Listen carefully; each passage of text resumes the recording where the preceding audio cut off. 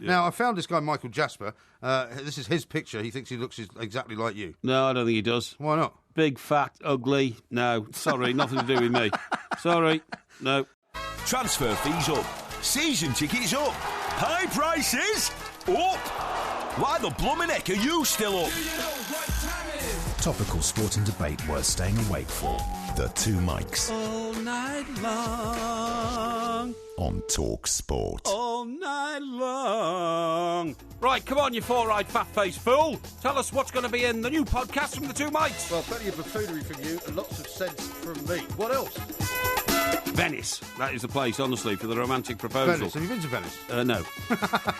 But, I mean, you know, I know what it looks like because I saw the James Bond film. This is Talk Sports. We are the Two Mics, and I'm delighted to say it's time to say a very good morning to Mr. Mike, a Porky, a Parry. Very good morning to you, Mr. Parry. Wearing a particularly hideous shirt this morning.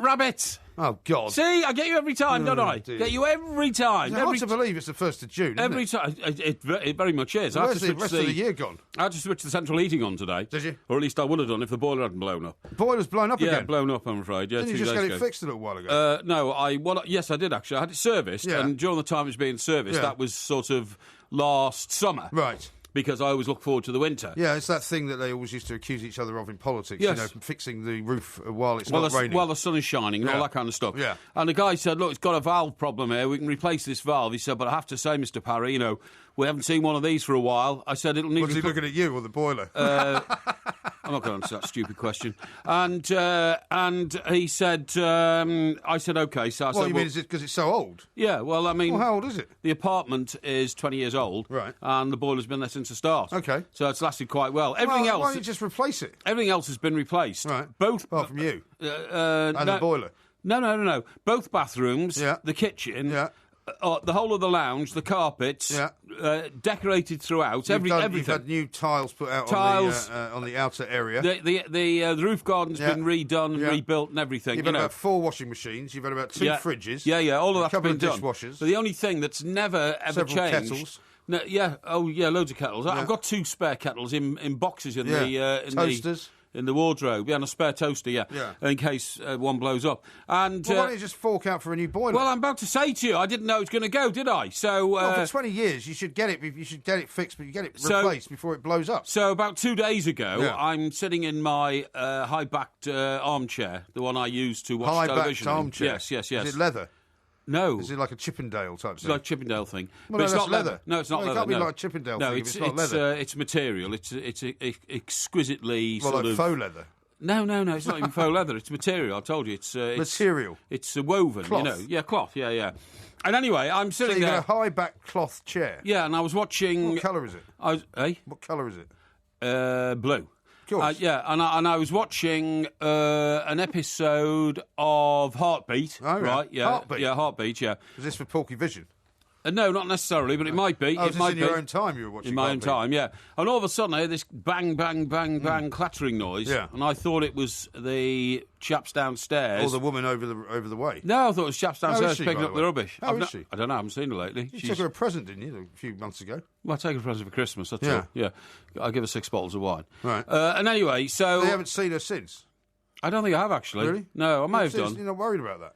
Not Especially really. You're your neighbours. Not really. No, you don't see your neighbours much. Most people don't even know who their neighbours are. No, I don't see mine. No, exactly. So anyway, I heard this clattering noise. I thought, what's that? So I looked around for a bit. I thought it could have been a mad bird, attacking the window or something like that, but it wasn't. And I finally located it to the airing cupboard, which houses the boiler. Which houses the boiler. Is it one of those giant ones? Well, it's pretty big. I mean, it goes from floor to ceiling. You know what I mean? Well, that's one of those giant ones. That's right, a giant one, yeah. And there's a clattering noise, so I switched it off. And I didn't think I'd have to switch it on. And is it electric or gas? It's gas. Is it? It's gas, yeah. So you could get one of those little combi boilers, which are really small, and just stick it on I'm sure they'll replace it with something smaller. Yeah, I've no doubt about that, yeah. But anyway, it doesn't affect the water, because there's 2 ways of the water. They wouldn't done electric or gas, no problem at all. So the water's still hot? Oh, water's still boiling, piping hot, But well, that's good. I tried to switch the heater on and just got a clattering noise, so I decided it's got to go, I'm afraid. Yeah. Well, it's broken. Yeah, it is. It is broken. But anyway, look, that's irrelevant. The point I was going to say is, can you believe that today, or yesterday, was the last day of May, and today's the first day of June? I know. I mean, that's normally how it works. It rained so heavily yesterday that I foresee that my housekeeper won't have to go out into the roof garden this week and water the plants. No, probably not. No. No, and in fact, probably won't have to replace the evaporated water from the bird bath. Well, do you know what? It filled the bird bath up. That's how heavy the rain was. It literally filled the bird bath up. And it was cold as well today. Yeah, it was cold, and it's filled all the watering cans up, which is another bonus. Well, I switched my heater off. That's pretty good. Well, I switched my heater off in my place in London about I don't know, 6 weeks ago. Right. And I'm not switching it back on. Oh, OK. I don't care how cold it gets. OK, good idea. Now, before we get down to talking about football, the other issue I want to talk to you about domestically is I can't understand why on the front of the Sunday Times on Sunday, and subsequently it's been picked up by the papers, everybody's going, wow, we've now got washable money because of this new banknote. Washable money? Yeah. It's always been washable, hasn't it? Well, that's what I thought. And I was going to say to you, so they're making out, look, this money is now, it's made of some plastic stuff because it makes the notes last long, and the first one to introduce is the £5 notes. Yes. I mean, I've seen these things in other countries. I think they've got them in, I think they had them in South What's Africa when we were there. plastic-coated money Yeah. I think they had them in... I think dollars are quite... The new dollars now are very... I mean, they're very thick to the touch. Yeah, that's right, yeah. But anyway, the point is, I thought, what's new about that? Yeah. I regularly leave money in the pockets of my trousers that go in the washing machine. Well, you launder your money on a regular basis? Well, yeah, accidentally, because, you see, I sometimes leave the money in there, but I don't allow my housekeeper to go through my pockets. You don't leave coins in there, do you? No, not coins, no. But I don't allow her to go through my pockets. Why not? Well, I don't know how much money I've got. So I always tell her not Not to. if you've got any secret notes or anything. No, but I always Why say... don't you just take the money out? Well, I sometimes forget, that's all. Right. You know, you sometimes do. Now, I'll tell you what else has gone in the washing machine and worked perfectly well afterwards. Yeah. The money goes in and comes out. I just lay it out in the sun and it dries and it's fine. Right. My Oyster card. Yeah. Right. That went still in. works? Still works perfectly well. Okay. That's for those who don't have an Oyster card around the country. It's a travel card, you know, and you put it on a, what's it called? What you hit tap it? it. You tap it on a what? Well, it's just on a device which recognises the chip in the card. Yeah, that's right, yeah. And then the gate's open, you know. Then it takes the money out of the card. Yeah, that's right, yeah. And then you refill the card up. Yeah, that's right. That's exactly what you do. Yeah. All my bank cards, my whole wallet went into the right, washer. the chip and pin still works? Absolutely, yeah. Not a problem at all, you know. Where were they then? They were in my wallet. And your wallet went in? Yeah, wallet went in, You must have had things in the wallet that got destroyed, though. No, nothing. Nothing? Nothing. Not receipts or anything like that? No, I don't keep receipts. Don't you? No, just throw them away. Mind you, there's not much point, is there? No. You can't claim on them anymore. No, exactly. The only thing that's ever caused... Well, two things have caused me a problem. One, I left a lottery ticket in my pocket. Now, you know that lady... Well, they were a £33 million woman, Well, right? well, I was going to say, now, it was never proved that she did anything illegal, so we mustn't besmirch her character. Certainly not. But the ticket came out of the washing machine looking like mine did. Yeah. And I wasn't thinking it was a winning ticket or not. I didn't know. But I did spend a long time talking to Lotto just in case. Did you? And you know what they did? What they did they actually pieced the ticket together from the details of Well, where you I bought actually sent it to them? Yeah, I did send it to them, Why? yeah. Well, I thought it might be a winning ticket. It might be worth desperate. millions. That's horrendous. So what happens You is... don't need the money. No, what happens Just is... stop doing the lottery. What happens is you send it to them, right? Yeah. And you have to give a phone number. They then rang me up and said, "Oh, Mr. Parry, we've got your ticket." They're very thorough. I said, "Oh, right." Said, "Now look, can you tell us exactly where you bought this and when?" So I thought back in my You start head. to get excited at this point, right? Yeah. And I told them exactly the location of where I bought it and when, or roughly, because it was a few weeks back, you know. Yeah. And I said, so they You said, couldn't remember. Eh? You couldn't remember. Well, I couldn't remember which location. Remember, if you live in two homes, you're not quite sure where you bought it. You know what I mean? You are if you're generally sort of compass mentis. Well. Anyway, they said, "Oh, we've got your ticket," and they told me it was bought at 11:53 on Saturday, so at this shop, you know, run by Mr. So and so and all that. And your numbers were, and the winning numbers were, so you haven't won anything. All right, thank you. No, that's. But so you must have thought, with all that investigation going on, they thought they had something. Not really. I just thought they were being very thorough. Yeah. Now, the other thing that went in and out the washing machine was a ticket from... It's all very fascinating, isn't it? We've got quite a lot of stories to talk about. No, this is more interesting. A yellow ticket from the dry cleaners. Yes. But it was so yellow, what happened was, you see my top pocket in my shirt here? Yes. I had a beautiful royal blue shirt with a white pinstripe in it. It was beautiful, my favourite shirt. Really? And I loved it. Really? And I always wore it to go to Well, I Everton. only had one of them. Normally you've got about 25 of the same shirt. No. It was my special Everton shirt. I only wore it when I went to Everton. And do you know what I did? Yeah. I went into dry cleaners to drop something off when I was on my way to an Everton game. And I put that yellow ticket in the top pocket here, see, of the shirt. Yes. And I never took it out. So when that went in the wash, the yellow stained the pocket yellow. Dear and me. And it ruined the shirt And completely. it was a white shirt with a blue stripe. No, it was a blue shirt with a white stripe. Well, why would the yellow be a problem then? Did it go green? No, it went bright yellow across the shirt. Yeah, Shouldn't it have gone green? No, it didn't. It went yellow. And it ruined the shirt. Blue and yellow make green. And it's a very expensive shirt. But I tell you what, if I want to replace that shirt, guess where I can't go to replace it? Where? Austin Reed. Oh, yeah, because they've shut it down a bit. Packed up 1,000 people losing their jobs today. Yeah. Austin Reed used to be the name in men's tailoring. I've never bought anything from there. Oh, I have. Well, it doesn't surprise me. Yeah, I wanted to be posh, so I bought all my stuff from there when I was about 22. It's your life's goal, isn't it? Yeah, yeah. To be posh. Well, I've got news for you, Porky. Yeah? You're never going to be posh. No, You will never be posh in a million years, no matter how many expensive cars not you my buy, mission to be no matter posh. how many penthouses you think you own, no matter how many sort of, little trinkets of the bourgeoisie you acquire. Yeah. You will never be posh. No, but I'll be better off than you. Better off in what sense? Well, better off in every sense, really. Better off in every sense, mate. I very much doubt that. This is Talk Sport. Why don't you tell us some more fascinating, domestic stories from your miserable little life? You're going to have to work forever because you haven't even got a pension. This is Talk Sport. The Two Mics, simulcast across the UK on Talk Sport and Talk Radio.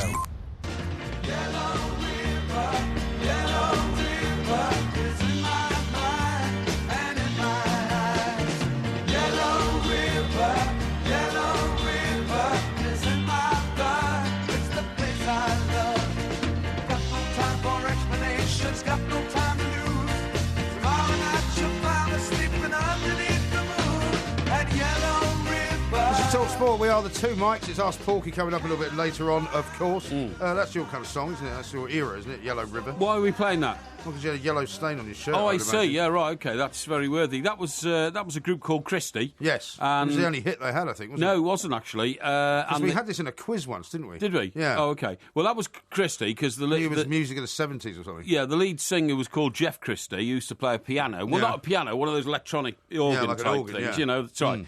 And they only ever made 2 records. They made that one. Everybody said, "Oh, this is the new Lennon McCartney." It was such a good record, Except the problem was because it was called Yellow River. It was adopted by football fans and used mockingly to describe the urination process of a football fan in football grounds in the 70s. Yeah, because, in those days when everybody stood on the cop and all that, I know. everybody urinated on the floor. Yeah, or on each other. Or on each other, in somebody else's pockets. And in their pockets. Yeah. The consequence was you had a river. Shocking time, really, wasn't it? It was terrible. A river of urine running down the terrace, So this record was adopted by fans as the, dedicated to the lack of urinary facilities in football grounds. I remember being at Hampden once and going down to sort of, I don't know, I must have been going to look for a toilet. Yeah. And everyone was just standing at the back of the terracing, peeing over it, over the edge. It was disgusting. It was disgusting. Now, we're going to talk about England. Hang on. He made one more record. Yeah, all right. It was called San Bernardino. Oh, yes, I remember that one. And it's calling me across the sea, and I must get back to San Bernardino. How can you even remember that? Because I remember it's the second record and thought, wow, another great record. Yeah. And then he just disappeared. Yeah. He might be dead now. I'm pretty sure we covered this before. Really? I've forgotten what happened to him. But, Okay. but yeah, it's quite an interesting story. Yeah. Chris says this, Porky watching Heartbeat. Oh, the irony. There's only 1/5 of his heart works. Yeah, well, only 1/3, actually. Well, actually, no, it's a half, isn't it? It's 49%. No. As we've discovered from the Dr. Banner report. Steve says this, Porky's favourite songs are Hot Water by Level 42 and Glenn Fry, The Heat Is On. It's not working. The Heat Is On the streets. I love that. That was the opener to the Eddie Murphy film. It was, yeah. Beverly Hills Cop. The Heat Is On. When they had the car chase. On the lorry. street. Yeah, I just watched that again the other night. Oh, did you? It's great, yeah. Is it when he's swinging around in the back of the lorry? It's got all the fake cigarettes all the fake cigarettes in it. Yeah. Ross says, found Porky's boat listening live from Marbella. Now, he sent a picture of a very nice-looking boat, and I can't see why he thinks it's your boat. I mean, you'd love to have a boat like that. Wow, that is a motor yacht. That is motor launch. You could be happy taking that to Porto Banús. Certainly would indeed. Or even Monaco. Spoke to Mr. Brazil today, by the way. He spent the weekend on a boat. He did indeed. Did you have a good time in Monaco? Well, I said... The weather was a bit... I was going to say, what was it like standing out there on the, on the deck of it's not the same as being out on the high seas, is it? No. You're basically in a harbour. Yeah, so what was it like standing out there on the deck of the, your ocean-going yacht with a cocktail in your hand and it pouring down with rain? Yeah. He said, no, Porky. He says, the yacht is so big, we have a lounge with sliding windows and a sliding glass roof, which they pull over when it starts raining. Very nice. So that was quite handy, Superb. wasn't it? He knows how to live, doesn't he? He does, yeah. Yeah. Now, he's not on tomorrow. No, he's not on until the end of the week, I think. That's right, yeah, absolutely, yeah. Now, there's a couple of things I'm going to have to bring up with you later on in the show. Okay. You will be possibly disappointed to see this in front of the Daily Mail this morning. There was a great big piece across the top. The myth of married women's failing libido. Blimey. Which means that, in fact, the libido is not failing. Oh, okay. And so that's bad news for you. Right. Because it means that you can no longer retire from the old Rogerisation scenario. What? And, of course, It's a bit harsh. we're going to be talking to Warren Barton later on as well. But Yes. we must talk about your predictions of what England's Roy Hodgson would do. Well, funny enough... I mean, unfortunately, my predictions were exactly the same as yours, so I can't barrack you for it too much. Well, yeah, but look, can I just tell you this? Yeah. This morning I was asked to... Asked? Yeah, Were you? asked. To nominate who should go out. Yes. So what I did was, very cleverly, I said, well, I stuck to what you and I said on this show last night. I said it should be Wilshere and it should be Sturridge. Yes. And Fabian Delph was already going because they're the three injured players. Yeah. And I got a fantastic response, Really? from the audience. I noticed that tweet, and I thought to myself, yeah. why have you said Fabian Delph's already out because he's injured? Everybody knows that. Yeah, no. Everybody already knew that. Yeah, It wasn't like a prediction. No, you don't understand. Up until he announced his squad, Roy Hodgson had the option to replace Fabian Delph with another nominated player because he was injured. Yeah. You see? Right? Go on. He could have done that. Yeah, he could have done. Yeah, and then and somebody else could have been left out the squad. He could have done that. Yeah, but he didn't. But he see? didn't, did he? So, I mean, nothing that he did was particularly what I would regard no, but as unusual. you're trying to say everybody knew Fabian Delph was out. They didn't. Well, of course they did. Because he was injured, he wasn't going. No. What I'm saying is he could have been replaced by another player who would have taken Fabian Delph's place. That's the point, okay? Oh, I see what you mean. Yes, exactly. Well, you mean then there would only have been two people to lose? No, there would have still been three, but the person replacing Fabian Delph might have stayed in. Well, no, but then there would have only been two then. So there were two. No, there would have been three. Because Fabian Delph would have been replaced numerically by somebody else. Well, you don't replace somebody and then remove them, do you? No, that's what I'm talking saying. about? So it would have been a third person in addition to Wilshere and... Really? And it was Sturridge. I think you're getting very confused. How about this from Bob, Yeah. who I think is even more confused than you? Yeah. He says, old MG should stop interrupting Mike Parry. He's giving listeners an interesting lowdown. Yes, that's right. And what on, though? Well, on the inside workings of your washing machine. Well, yeah, maybe. But anyway, look, I then sent out a second tweet saying, however, I believe that the way Roy Hodgson thinks... The three to go will be Fabian Delph, as we all know. Yes. Plus Drinkwater and Townsend. Yes. I actually said that. So I knew the way he was thinking. Well, when did you say that? I said that this morning. You didn't say it last night. No, I said it this morning in a tweet after I'd put out my official tweet. I put out the one that I thought would happen. No, really? So I was absolutely spot on. So you're basically covering all the bases, is what you're telling me? No, I was saying this is what should happen, but this is what I think Roy Hodgson will do. Mind you, not as bad as the Wales squad who've taken Joe Ledley with a broken leg. A month ago. Yeah. Broke his leg a month ago. I mean, although when you say broken leg, it's not as if it's one of those horror, big, when you see the big broken leg like in Deliverance. It's a small bone in the leg. It's a hairline fracture. Yes, so it's not quite the same. Hairline fractures are not quite the same. But it's funny how there isn't another proper word for that, is there? I mean, there's no proper phrase. Well, hairline fracture? Well, no, but there's hairline fracture. No, but when you say broken leg, he's described as having a broken leg. Well, to all intents and purposes, you would imagine in your mind a broken leg is a sort of a fractured shin bone. Well, only in which is like sticking out of the sock, Only in the same way as a hairline fracture in the metatarsal is always described as a broken foot. Now, you think of a broken foot as being all those bones leading from your ankle to your toes, all smashed, don't you? Well, yeah. But they're not. But it can be just one. A broken foot can be the second bone in the toe, which is the metatarsal. Yeah. I know these things. Yeah, I know you do. I've studied it. Old Stubbsy's going to Rotherham. How about that? What's he doing that for? Stubbsy! Well, I mean, after Neil Warnock saved them from relegation and did a fantastic job. I know. Isn't that amazing? He's now won the Scottish Cup final. And everybody thought that perhaps he was destined for greatness.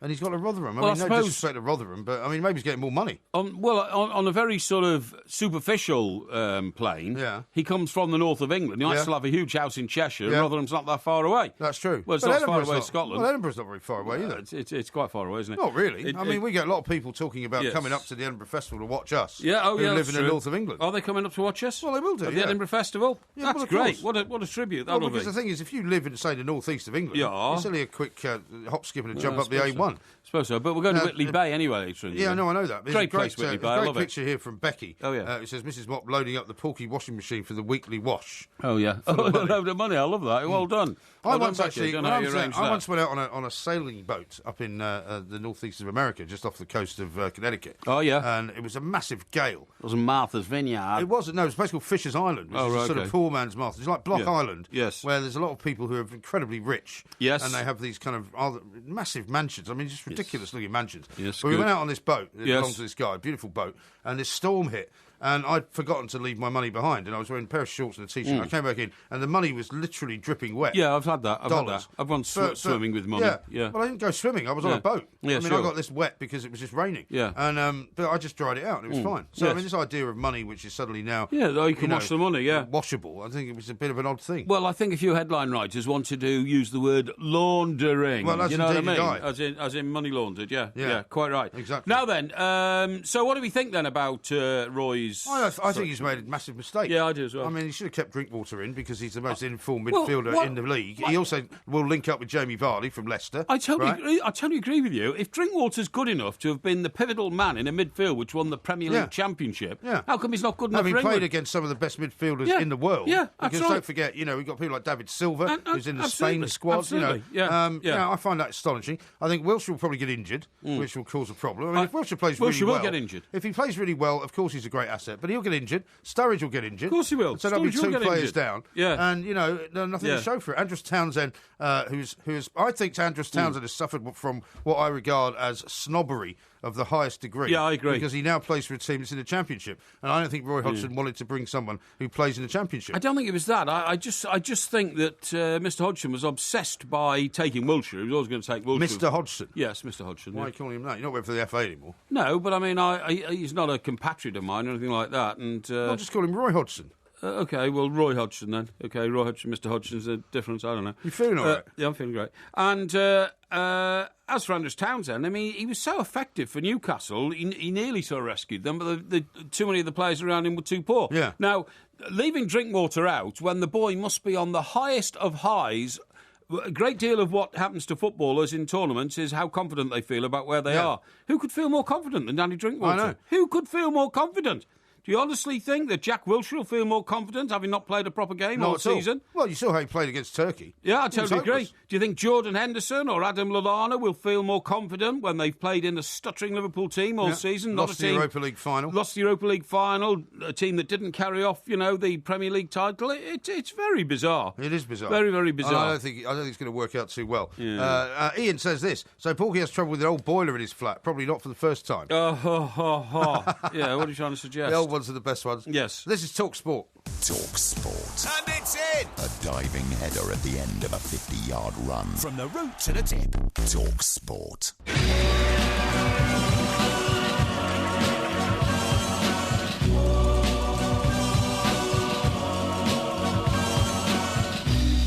That boy needs therapy. Psychosomatic. That boy needs therapy. Psychosomatic. That boy needs therapy. Lie down on the couch. What does that mean? This is Talk Sport. We are the two mics. Ask Porky coming up a little bit later on. So if you haven't ever had one of your problems solved live on air, now is your chance to do it. You can tweet us at the two mics, or of course you can send us a message on Facebook as well. Yep. Just look for the two mics. Terry says this: gutted for Drinkwater. Hodgson has left the best, most informed midfielder at home. Shows the old boys' act is still strong. He has maybe some truth to that. I'm not sure if it's the old boys act or just simply fear of doing the right thing. You know what I mean? I mean, all managers like to take what you might call insurance players, and I think he thinks Jack Wilshere's an insurance player. I don't know why. Daniel Sturridge, insurance player, he can score goals if he's fit, but. Well, there's no doubt that Wilshere's a very talented player. The trouble is, he very rarely plays to his kind of potential. Do you know the other thing that I thought? I thought Danny Drinkwater has come from nowhere and established himself as a player good enough to play in the Premier League champions team, okay? Yes. And he applies himself, he's known within the game, absolutely to the lifestyle of a professional athlete and a professional footballer. Right. And Jack Wilshere doesn't. Yes. And I'm sorry if that sounds harsh, but I don't think it does. You know, we all know, we've seen the pictures of Jack Wilshere having a cigarette. We've read the reports of Jack Wilshere being out in the early hours of the morning. Well, we read reports all the time about him, don't we? Yeah, we know that he has a less than properly disciplined lifestyle for a professional athlete. Yeah. And we also know that he's very prone to injury. Yeah, he's very prone to injury, and whether or not the two are linked, whether or not his lifestyle is linked We to couldn't his... say. Sorry? We couldn't say. I couldn't say. I'd said whether or not the two are linked. I've no idea. It can't be a great idea to go out on the lash No, of when course you're not. recovering from an injury. Of course it can't. Of course it can't. And you know, it raises all sorts of questions. But what I'm saying is, I think that the players who should be rewarded are those who take their professional life so seriously that they follow the way of life that requires to the extent of to the exclusion of everything else, and Jack Wilshere doesn't. And, I think it's a shame that he's been rewarded over other people. True. Very much agree with you, I'm sorry to say. Yeah. Now, on the question of you being happier than me, Jolly says this, Porky may accumulate more wealth, but MG will be content and a lot happier with his lot. Oh, yeah, really? That's what he says. Why? You like poverty, do you? I'm like poverty. No. Well, and as far as not having a pension, I have got a pension, actually, thank you very much. Oh, yeah? And do you like averageness?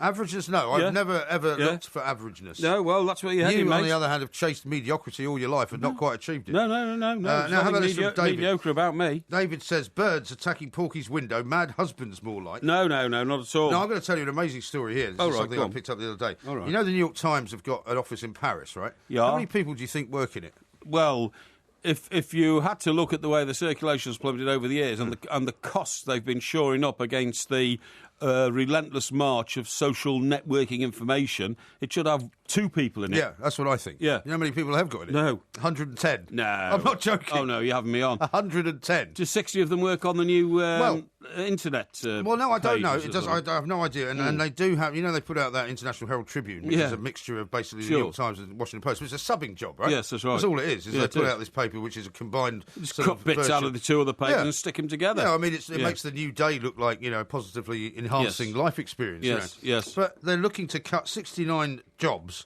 out of 110, and there's absolute uproar. In the Paris office. That's amazing. Isn't that incredible? It's utterly incredible. Yeah, it's a bit like The Guardian, who decided to expand their overseas edition by appointing 400 people, mostly in Australia and America, to try and compete with Mail Online to get numbers on their online service. Is it any wonder they're losing £50 million a year and heading to bankruptcy? Yeah, I mean, they recently unveiled a $50 million global expansion plan, right? But it says most of the jobs will be aimed at making the content produced in New York more accessible to a global audience. Well, the first thing they're going to have to do... Does anybody want it? Well, no, they don't. No. I mean, I remember the argument about, the New York Times at one time, there was a big riot going on in the Bronx or something. They didn't have anybody covering it. No. And somebody asked the editor, why haven't you got a reporter Team in the Bronx? Of people up there. And he went, well, we haven't got any readers up there.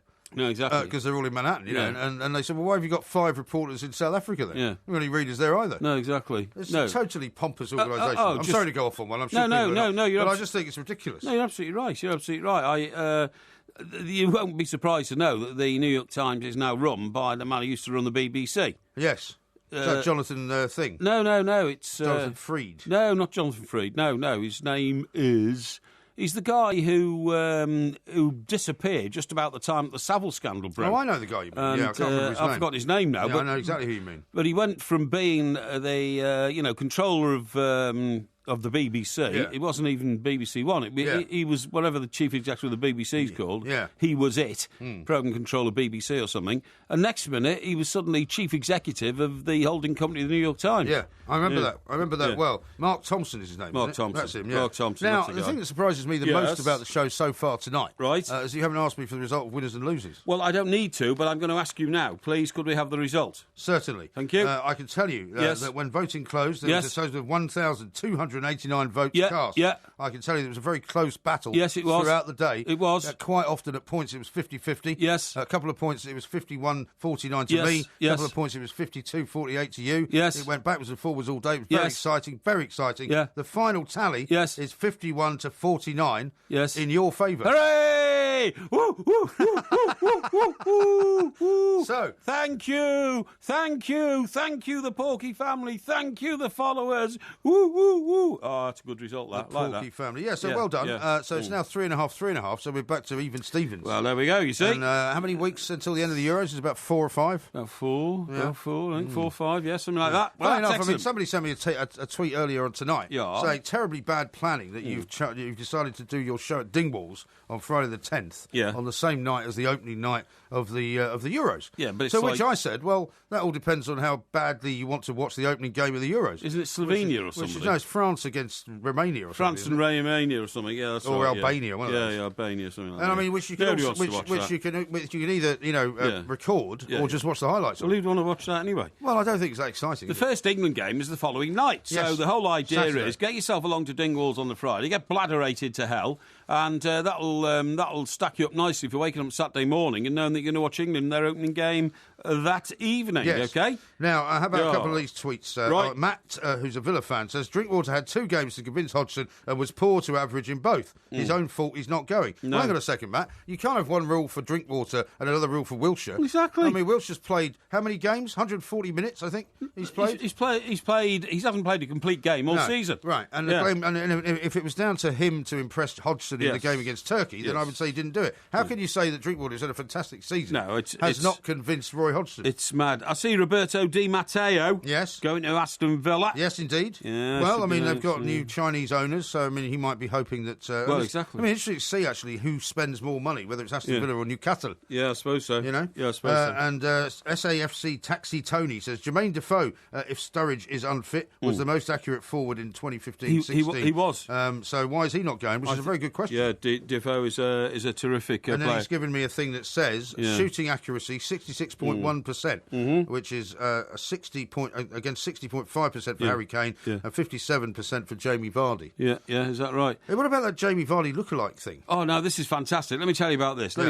What's happened here is that, and this chap was in our building a couple of weeks ago. Well, I'll tell you what, it was when we were doing Hawksby and Jacobs, because I came downstairs to wait for you, because you were brown-nosing some member of the management, I think. Yes, I was. decided to go down and have a cigarette. I think you'll find that is in negotiations and talks with the senior member of the management team. Yes, something like that. Yeah. Anyway, I went down for a fag. Trying to sort your future out for you. Thank you very much indeed. It's done really well for me so far. Yes. If it left me penurious in New York by making me give up my apartment, and then leaving a very successful pairing that we had some years ago. But anyway, that's another story. When you decided not to raise the issues that were actually driving us to distraction. Right. Anyway, so I walked downstairs and he was sitting down in the lobby. Yeah, I know. And I had to do a double take, because I just went, oh, right. He's in a football kit, and he was in a Leicester kit, That's right. and I knew that he was in, so I it was no problem. But I went outside, and as I was outside, there was a guy staring in the window. Yes. And I stopped and he looked. He said, "That's Jamie Vardy." Yeah, and you said, "No, it's not." And he said, he started waving at him because he genuinely thought he was Jamie Vardy. Yeah. Well, anyway, listen to this. So this guy, right? He was a big mate of Jamie Vardy. Jamie Vardy even invited him on the bus. Did he? During the during the celebration parade for a short time. Got on the bus and got off again, that kind of stuff. Right. But this guy is now. Really, he's over-egged the pie a little bit, or whatever, because... Or the pudding, even. Or the pudding. He's over-egged the pudding because he's given up his job. I think he was a postman. I think he was, yeah. And he's become a full-time Jamie Vardy impersonator, well, right? Why not? I mean, Jamie Vardy's probably the best-known footballer in Britain now. Except it's gone right over the top. Listen to this. Yeah. England star Jamie Vardy has blocked his lookalike from contacting him on social media. Oh, really? And the striker's agent, John Morris, has also sent a text warning Lee Chapman, 29, that legal action will ensue if he damages Vardy's image or lucrative endorsement deals are affected. How's he going to damage Vardy's image? I don't know. Posty Lee, who was invited onto the team bus after Vardy's Leicester City won the Premier League, has taken a 6-month career break from the Royal Mail to work as the Star's double. Right. But now Vardy and his new bride Becky have both blocked him from their Twitter and Instagram accounts. And Lee's agent, James Austin, said he doesn't know what he's done to upset him. Well, I do, mate. If you start going around trying to be somebody you're not and confusing the general public as to what's going on... That's a great thing to do. Anyway, look, I'll tell you what I was going to say. Right. What I was going to say was... over the last months, years, a few of you have mischievously sent in images of people who you think look like me. And none of them do. People have been doing that a lot, actually. None of them do. But if there's anybody out there who thinks they look like the old pork mice, like Porky Parry, and you want to start a career... It'd be very unfortunate for you. You want to start a career as a Porky Parry lookalike, send us your image now and we'll put them out. Yeah, we'll see if we can do that. Well, people were sending in pictures of Michael Gove yesterday from The Sun. Oh, well, you look very much like him. Just like him. It's like the glasses, I think it's just the glasses. The glasses, but you do look very much like him. Yeah, well, he's not as interesting as I am. That's true. That's true. The Two Mics, simulcast across the UK on Talk Sport and Talk Radio.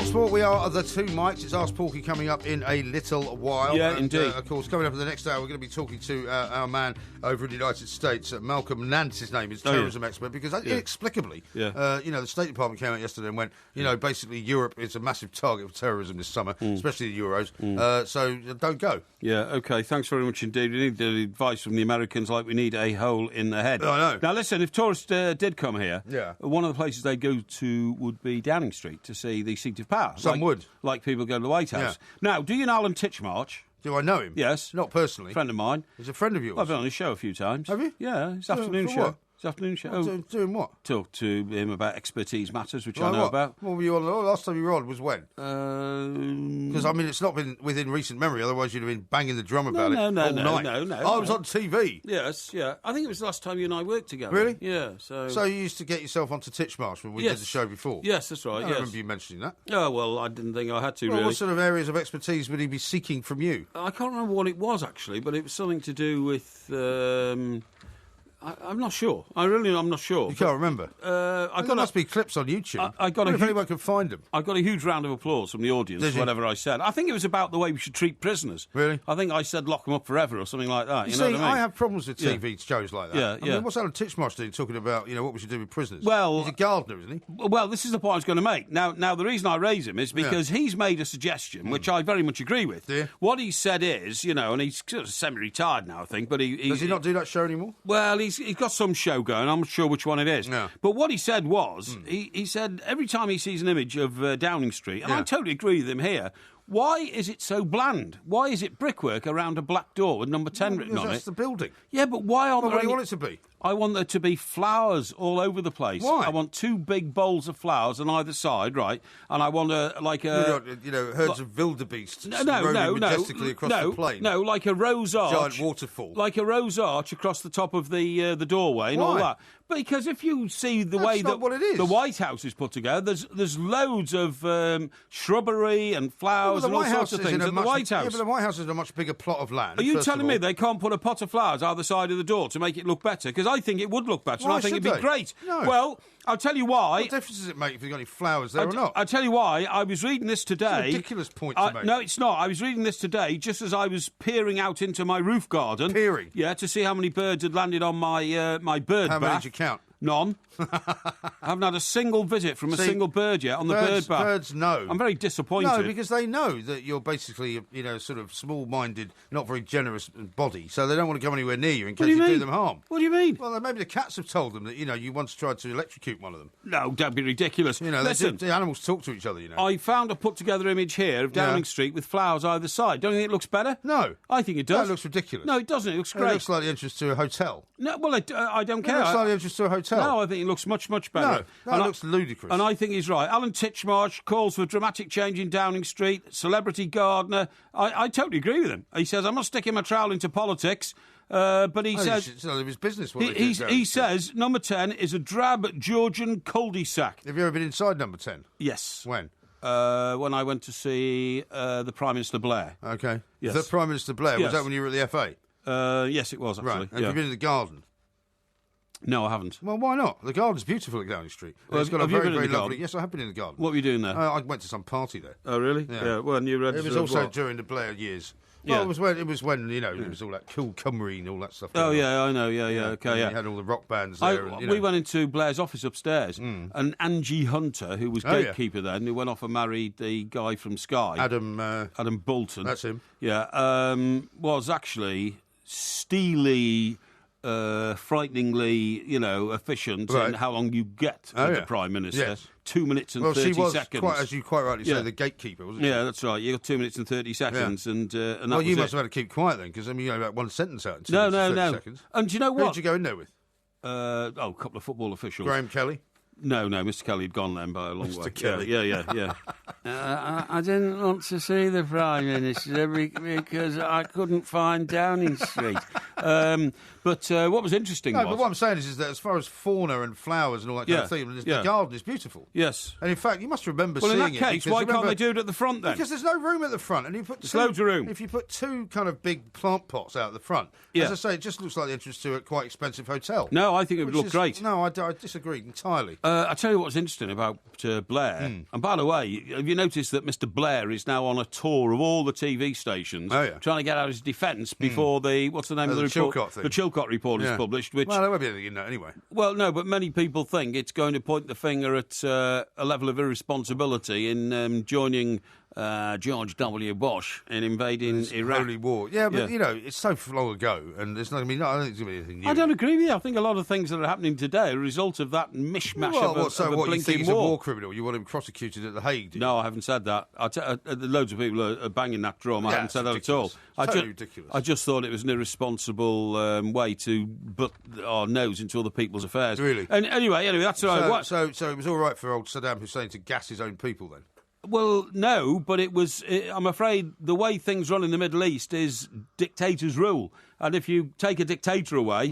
well, he's just invaded Kuwait, though. No. That was the previous war. That was sorted out. Yeah. We went in there as a Western force and kicked him out of Kuwait, and that was fine. But the point is he'd done it before, and he was about to do it again. No, he wasn't about to do it again. He was not about to do it again. The thing was, George W. Bush said, I got unfinished business with my daddy. Well, George W. Bush basically blamed Saddam Hussein for 9/11. It's in the Bob Woodward's book. That's right, but he had nothing to do with it. The Bush at War, I think. Saddam. It was the first thing he said as soon as 9/11 happened. He said, "This is down to Saddam Hussein. Let's go and get him." No, Saddam Hussein had nothing to do with it. No, I know that. He didn't even know. I realise that. But he didn't even know it was the guy responsible for 9/11. Yeah, the guy the Americans killed in Pakistan. What you mean, the Osama bin Laden? Osama bin Laden. He didn't even know him.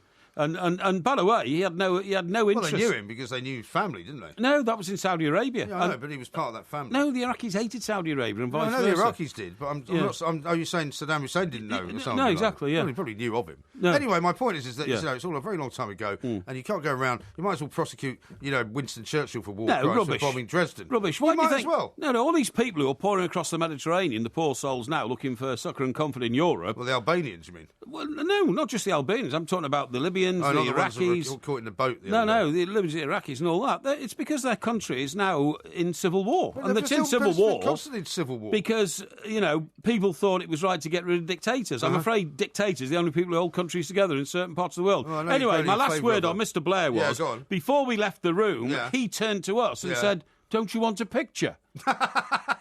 Seriously. And you don't ask the Prime Minister if you can take a selfie picture with the camera. He was astonished. That's funny. Did you do one? Yeah. Well, where is it? Oh, I've got it. Where? Well, I don't know, but I'll find it. Don't know. I can find it. For 2 years you've been promising me this picture. Which picture? Any picture of you with anyone. No, I'll get him. Joan Collins, Bill Clinton, Tony Blair. I'll get him. All right, I look forward to that. This is Talk Sport. Talk Sport on DAB Digital Radio and 1089 and 1053 AM. Freedom for sport. Can we kick it? Yes, we can. Talk Sport. The Two Mics. Simulcast across the UK on Talk Sport and Talk Radio.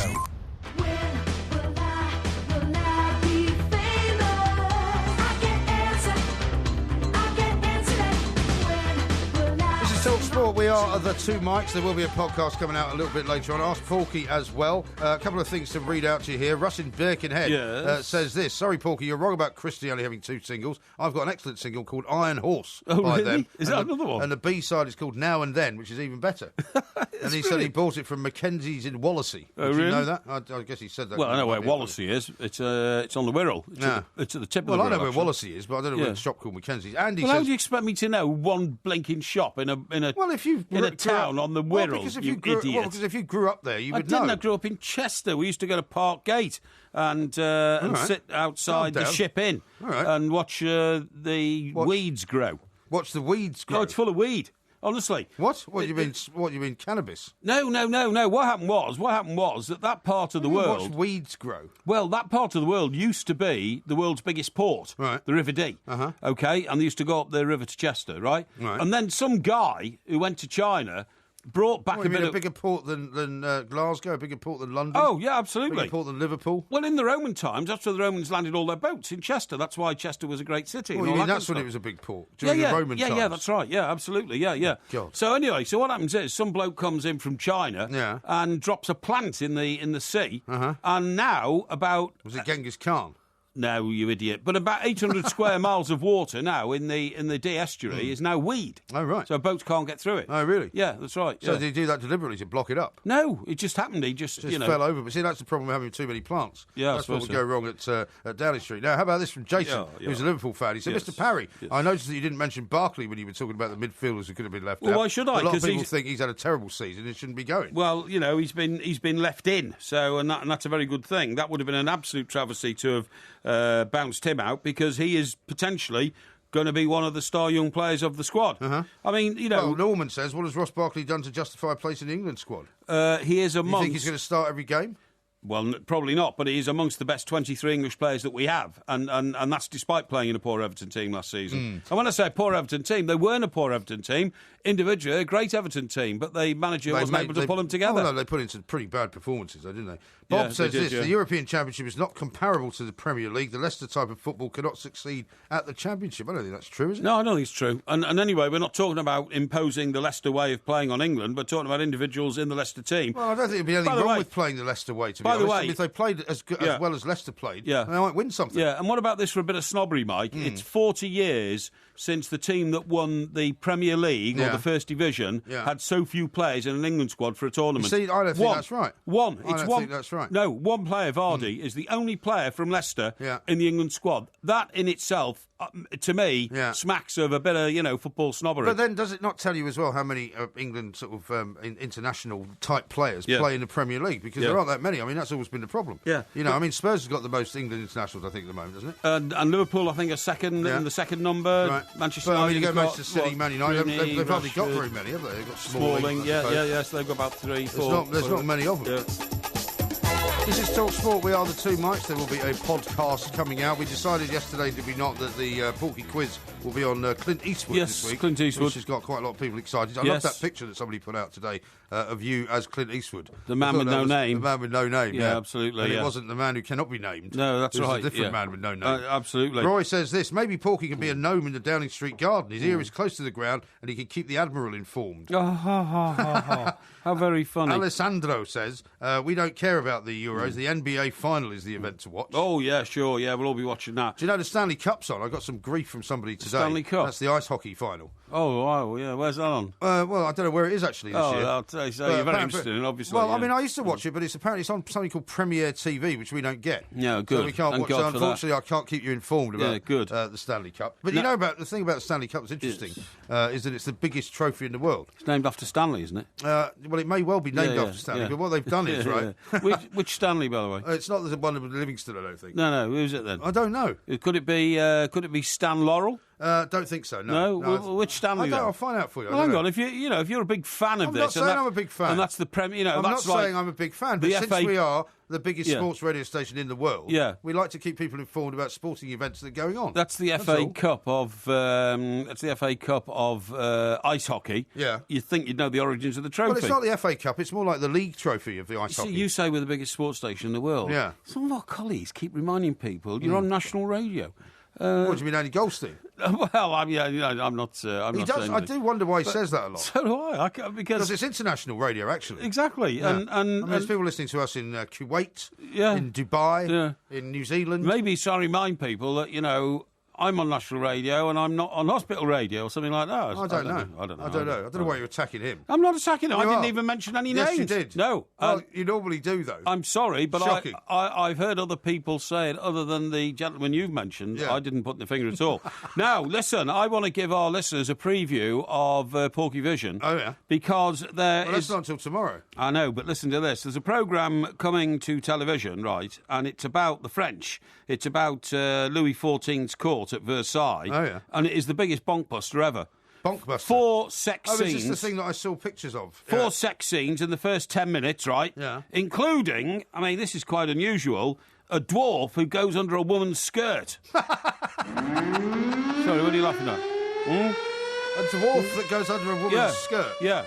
It's just there's pictures in one of the papers this morning. I Ooh la la, BBC's new bodice stripper. This is it. Yeah. It's the Sun King and all this kind of stuff. Yeah.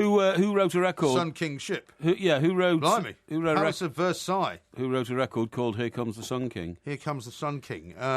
Here was it King Crimson? Comes the Sun. I remember "Here Comes the Sun." King. Sounds like the Beatles song. It is a Beatles song. Yeah. George Harrison wrote it. It sounds like George Harrison. Oh no, song. George Harrison wrote "Here Comes the Sun." Here Comes the Sun. And Paul McCartney wrote "Here Comes the Sun King." Yeah.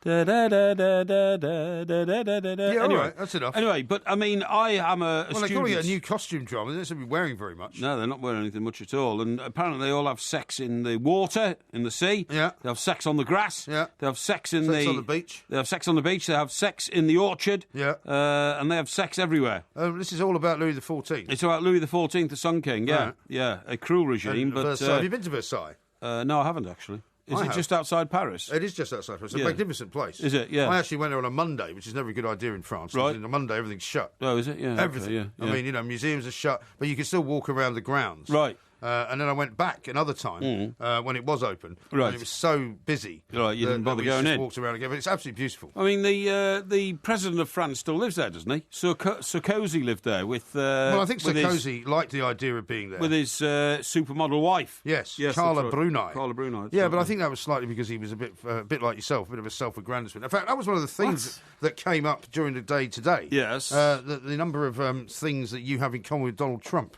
Who, me? I Yeah. don't have anything in common with Donald Because he Trump. came out, you know what he came out with I've yesterday? got all my own hair. Yes. Go Yeah, on. well, you haven't got much, though. Yeah. He came out Yeah, yesterday and started declaring how much money he gave to charity, Right, yeah. which is the kind of thing you would do. Funnily enough, I've just signed a cheque for £350 to my horse charity. Did that today. So I was, 350, I thought it was the lottery money you were giving them. No. I'm dealing with the paperwork, you see, and there was a backlog. What happened was I set up a direct debit from my Yeah. bank account, £50 a month. Yeah. And I did that in December of last year. Okay. Except that something went wrong, and it never happened. So I sent them the backlog of the money. What do you mean something went wrong? Well, it didn't go. It didn't transfer. Why not? I don't know. I must have filled in the wrong form or something. Yeah, you must have done. But anyway, it's now all sorted. Here you so- go. Roy says this. The Stanley Cup was named after Lord Stanley, the Governor of Canada, when it was a colony. Oh, really? So now you know. Canada Because, of was- course, there's a lot of Canadian teams in the Hang on. NHL. Who was Canada a colony of? Well, Britain. Yeah, exactly. Yeah. But we don't play ice hockey, so what's that got to do Well, with we us? do play ice hockey. It's very popular in Scotland, actually. Yeah, There's but loads of ice hockey teams in Scotland. we don't play it to international standard, put it that way. Huh? We don't play it to international standard. Well, we sometimes have an Olympic team in the ice hockey, don't we? Yeah, but we always get beaten in the first round. Oh, yeah, but I mean, Yeah. it's not a game, perhaps, Not good. which is right at the forefront of English sport or British sport. I But watched- we do, there are teams. I watched a brutal ice hockey game with Peter Hitchens Did you? in Moscow. In Moscow, yeah. Moscow. Was it an Yeah. international game or just a local game? It was a local game, actually. And I mean, it was before the wall came down. Yeah. And the equipment was so rusty, it was like falling apart. So the whole stadium was Yeah. falling apart. Right. Everything was falling apart. Yeah. It was Okay. It was, it was Russia at its crumbling worst, if you see what I mean. I do. Right, Captain now then. Beefheart says this. I know a Porky lookalike who would love to do social functions, but Chester Zoo won't let it out. Oh, I see. So we'll just put up with a few insults, shall I'm we? sorry. Alki Huh? Daz says, Ray Jamie Vardy's lookalike. I think Porky looks like the underside of a snowy hedgehog. Oh, really? That's really interesting. Now, listen. Well, you did ask for these. Yeah, okay. I thought we were going to be serious about this. Now, we were talking about Downing Street before. We were. Let's turn my vision onto royals rather than top politicians. Royals? Yeah. Are you keeping au fait with this thing earlier in the week when William and Kate were criticised for taking a helicopter home from a royal garden party to Norfolk, Yeah. which cost like, I don't know, £5,000 or Yeah. something, instead of taking a road trip of 300 miles, Yeah. which would have taken them 6 hours. Right. And it's paid for out of the public purse. Well, I don't think there's anything wrong with that, do you? Well, how much would the road trip cost? Oh, the road trip would have cost like whatever the petrol costs, because Yeah. it's in a... Well, that's quite a lot less than £5,000. Then. Yeah, but I mean, would you expect our royals to actually get stuck in traffic jams and all that kind of stuff? Well, I don't think even- they should get special treatment, they- particularly to that extent. They No. even suggested, Maybe they couldn't get up there because nobody goes there. Well, they even suggested, they could have gone on the train to King's Lynn. No, they couldn't. They're the royals, and I want my royals to actually act and be treated like royals. 45 minutes by chopper, Yeah. or nearly 3 hours on the road. Right. Well, they were all up in Orkney, weren't they, today, for the they were. for the Battle of Jutland, commemoration, which Prince Philip couldn't do. But I presume that the Prime Minister went there by helicopter because you can get there any other way quickly. Well, and then, they have duties and they have to be in places. And the idea that they should act like common people is not why they're royal. No. They're royal because they're royal. That's true. But on the other hand, the reason people get worked up about this kind of thing is because it can get out of control, can't it? You can get somebody like Prince Andrew taking helicopters everywhere when an awful lot of what he does is actually not necessarily, specifically official. I totally agree, but I think they are the most prominent members of the royal family now. They are the future of the royal family. Well, he's the heir to the throne, yeah. The heir to the throne, absolutely. Yeah. And they got two little children and the world's fascinated by them. And the idea that they should go by car or go on a train is ludicrous. Yeah. I mean, there's a budget to look after the royal family from the, what do they call it, the grant she gets from... The civil list. No, the civil list, that's right. And in any democracy, we vote for whether we want the government to pursue the policy they pursue or not, and we want the government to pursue the policies of the civil list for the royals, because there's a majority of people in this country like the royals. I think they're good for the country, good for tourism, good for our image, good for the fact that we can display our fantastic heritage going back thousands of years. Yeah, okay. So I don't like people who moan about the royal family. Well, it doesn't mean they should all get free helicopter rides, though, does it? Well, they're not free. They're from the civil list purse.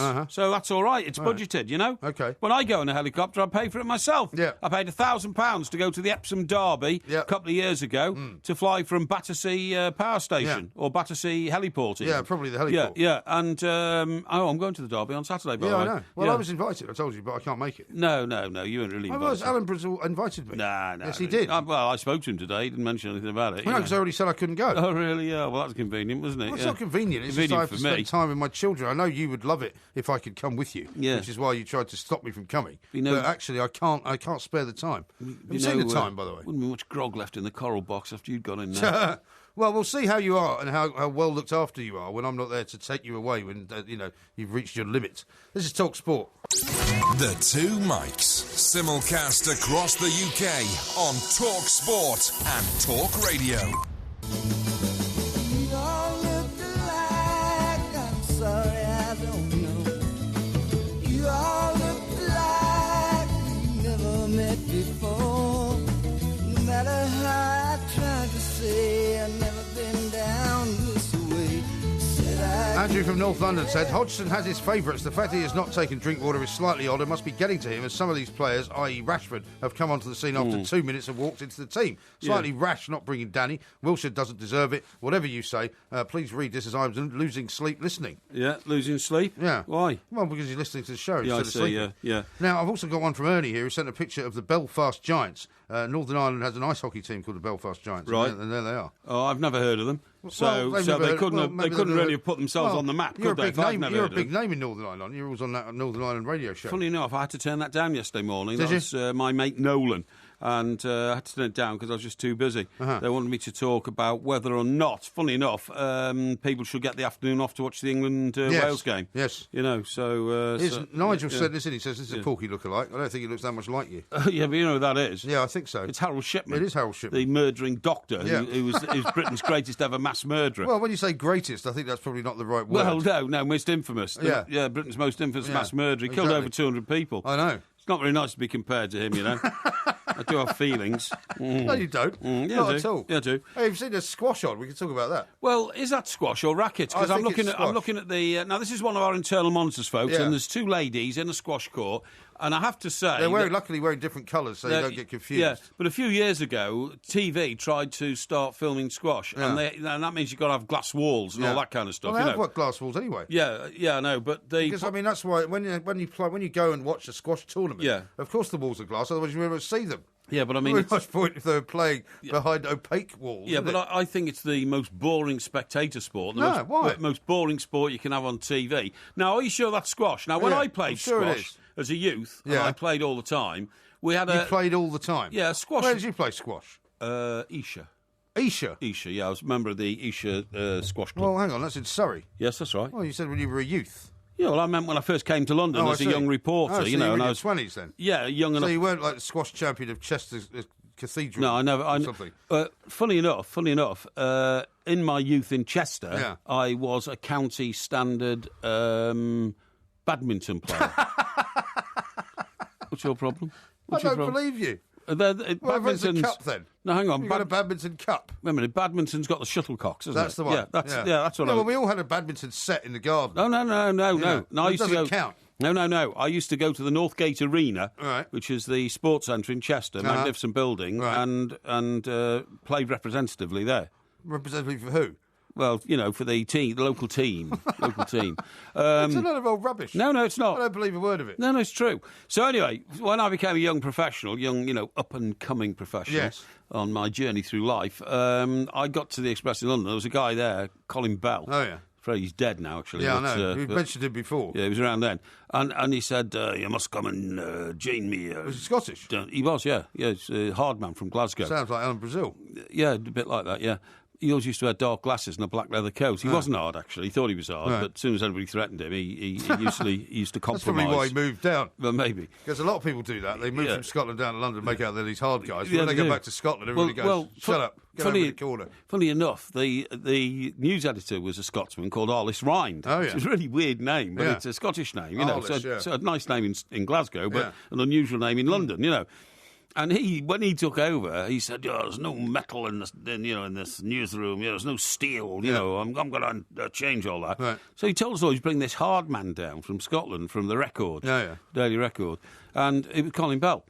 And Colin walked in on day one and really tried to play the hard man by walking in a black leather coat and dark glasses, which he didn't take off for the first hour. Right. You know what I mean? Right. And, Bell, Glasgow, and all this kind of stuff. Right. And it just didn't work out because he was... a Don Mackay figure. No, but, I mean, at least Don would stand up to people and threaten them, even though he was bladderated all the time and all that. But Bell wasn't. Bell was a great romancer. He had a great success rate with... Was he not married? With women. No, he wasn't married, no.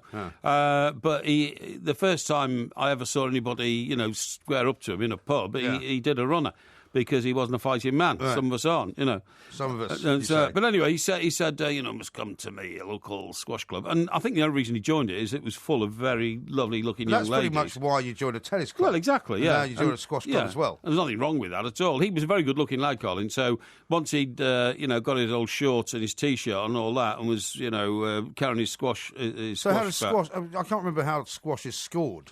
Isn't it up to 6?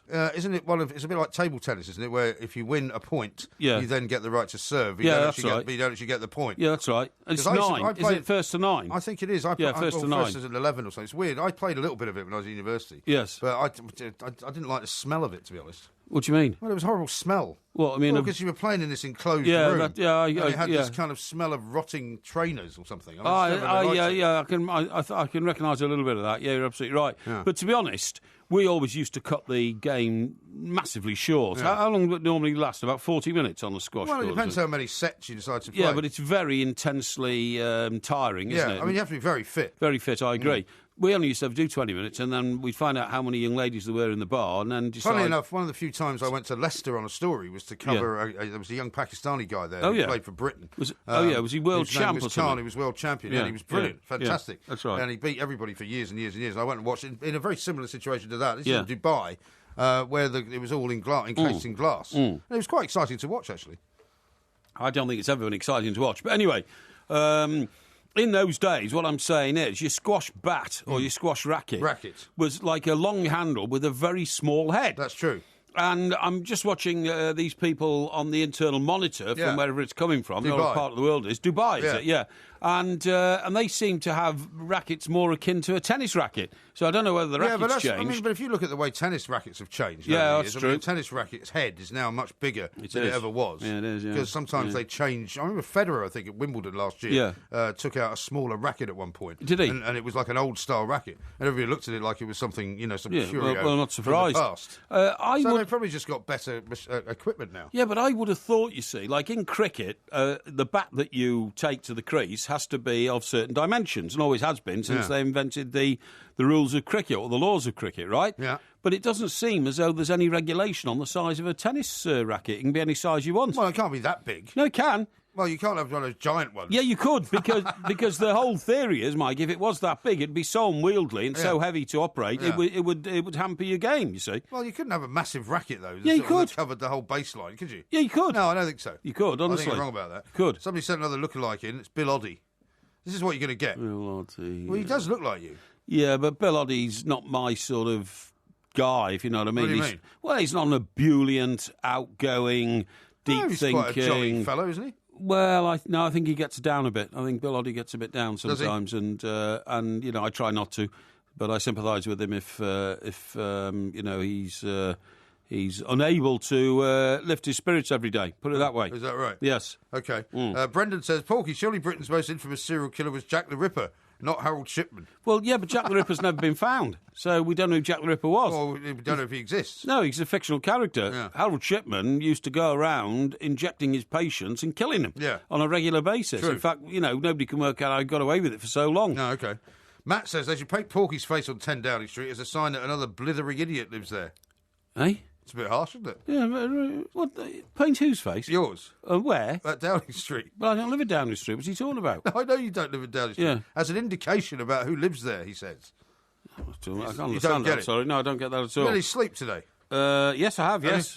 Becky No, says, it's Great fine. Britain has missed out. Porky could have been the greatest sportsman of all time. Every sport he has excelled at. Yeah, well, I wouldn't say excelled at, but I mean, I tried my best at every sport because that's what you should do Really? if you want to join in. D with, says, with life. Porky, the county standard badminton champ. Yes. Well, he knows you call it a shuttlecock. That's about it. Well, no, it's not quite Well, that. how do you score badminton then? How do you score? Yeah. Well, you score 1-1, 2-1, 2-2. Yeah, but is it the same with the serve? The serve is underarm. No, I understand that. Yeah. But how do you, do you score points only on your own serve, like in squash? Yes, you do, yeah. Do you? Yes, that's right. Yeah. Sure? Yeah, certainly, yeah. Right. And the shuttlecock has to be of a certain weight. Uh-huh. Yes. Certain weight? Yes. Well, what weight is it? Like 6 ounces. Really? Yes. Just making it up now. No. I know these things. Somebody has texted in to say, amazing. I was a member at Isha Squash Club in the 70s, and the ladies were very classy. Yeah, well, I'm impressed with Mike Parry. Thank you very much He doesn't indeed. give a name, though. Well, at least he... Freud Hackney says, Northgate Arena, magnificent building. What a load of cobblers. Really? It's a hideous building. Be quiet, Porky. What? He must be talking about the wrong building because I'm talking about the one on the ring road. Hey, listen, we haven't any time now. Look, No, I'll tell you what I've blethering learned. on about badminton and squash. I'll tell you what. I'm going to tell you. Racquetball. I'm going to tell you a story about New York here next. Are you? Yeah. Okay. Well, actually, next we're going to talk about what on earth the State Department are doing, telling everyone that Europe's a massive target for terrorism. Good idea. This is Talk Sport. On DAB Digital Radio and 1089 and 1053 AM. The pressure's on now. Relieve the itch. Talk Sport. That's great, it starts with an earthquake, birds and snakes, an airplane, and Lenny Bruce is not afraid. I have a hurricane, listen to yourself, churn world serves its own needs, dummy serve your own needs, beat it up and not speak, grunt, no strength, the ladder starts to clatter with fear, fight down, high wire and a fire represented 7 games in a government for hire and a combat site. Left to us are coming in a hurry with the furies breathing down your neck. This is Talk Sport. We are the two mics. Ask Porky coming up in a little while, where you can get your problems solved, any quandaries quelled. What was that song? It's The End of the World as We Know It by R.E.M. Absolutely frantic. You don't like it? Well, it was very fast and frantic. It Well, scrambled my usually- brain a bit, I to be usually honest. like to keep it going until we actually get to the line everybody wants. Yeah. Yeah. Do you like how I did that? What? Did you like how I did that? Not you have really. no concept of music, do you? Well, I have a might concept as well of be music, talking but to where's a the world tone-deaf ending, idiot. in your opinion? I'm not saying the world's ending. But I thought you said you wanted to get to that line, the end of the world. Because that's the chorus. It's the end of the world as we know But it. it's not relevant to anything we've been talking about. Well, it is really. So it's a bit specious, isn't it? It's not specious. Yeah. We're about to talk about terrorism Yeah. and security at the Euros, and we're about to talk about why the United States State Department, Yeah. for some bizarre reason yesterday, issued this warning that basically you're not only the Euros a massive target for terrorists, but the whole of Europe is. But you're giving our millions of listeners a completely wrong impression. Why? What you're saying is that by raising the spectre of terrorism, we're Yeah. giving into it, No, it's and not it's at the all. end of the No, world. I think you're we inferring will way never too give much. in to terrorism in the free Yeah, world. all right. You understand that? Yes, I do understand. You know? Thank you very much. much. There's the free world and there's the terrorists, and the free world will crush the terrorists, okay? Really? Yeah. Okay, good luck with that. Yeah. Let's talk to Malcolm Nance, who's an expert on these matters, Yes. unlike you. Malcolm, a very good morning to you. Welcome to the show. Good morning, guys. Thank you very much indeed. Now, I mean, Yeah. I like many people in this country, you know, we have a great fondness for America, and we you know, I've got family living over there and all the rest of it, but I was completely baffled today when I saw this statement from the State Department, which came out basically and said, you know, guess what? The Euros is a big football tournament in France, and it's going to be a massive target for terrorists. I mean, knowing what we know about what happened in Paris in November, knowing what we know about what happened in Brussels, I mean, who are they trying to tell this to that didn't know it already?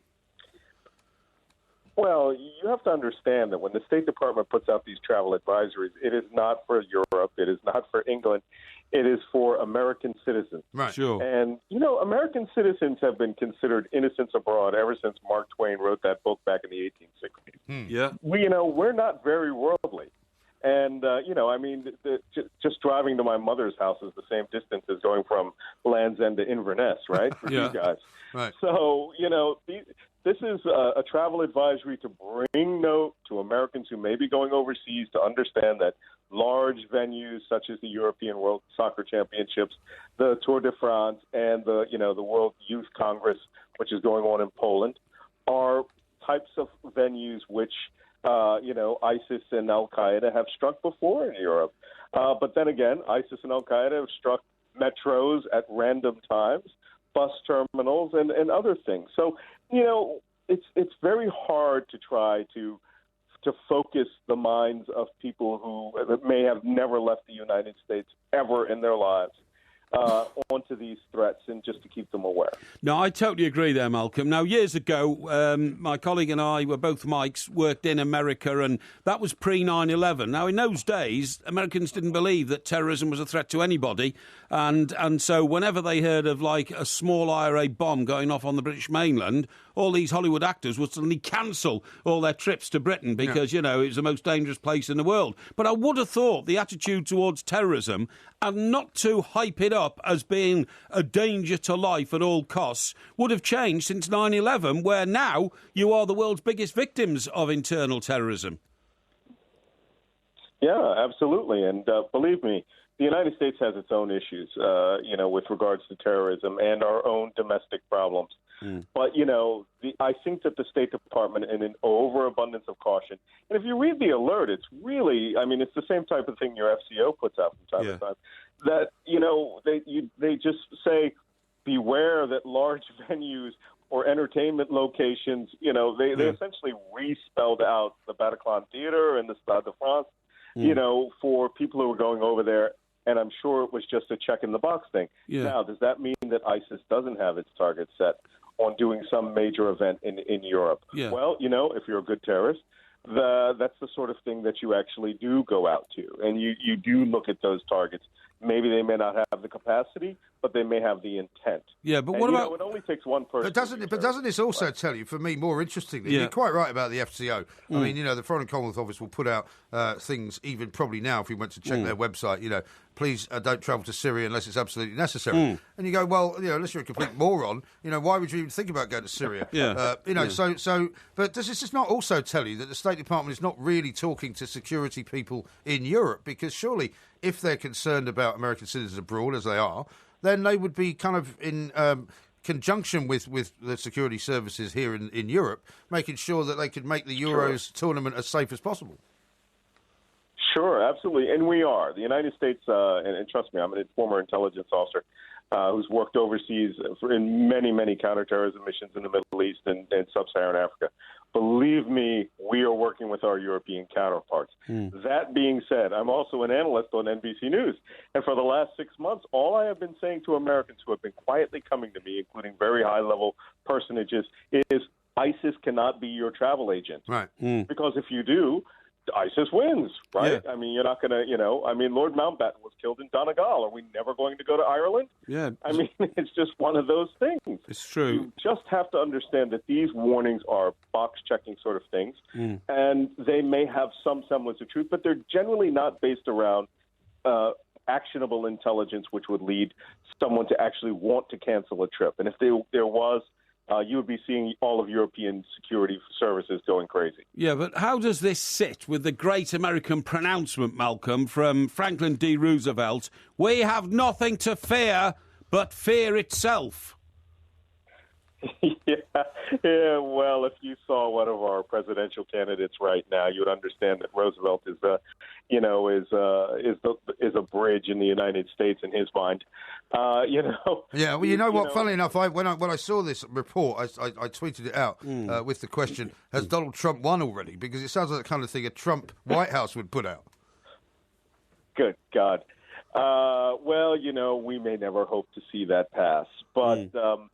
It is the sort of thing that screams fear, and perhaps, the pressures which come from our legislative branch, our Congress, and the average citizen abroad, those hundreds and hundreds of calls that are coming to the State Department saying, can we go here? Can we go to the Tour de France? Can we go there? Well, if that's the case, yes, go. And this is what I say to everybody, to all who are listening to my voice.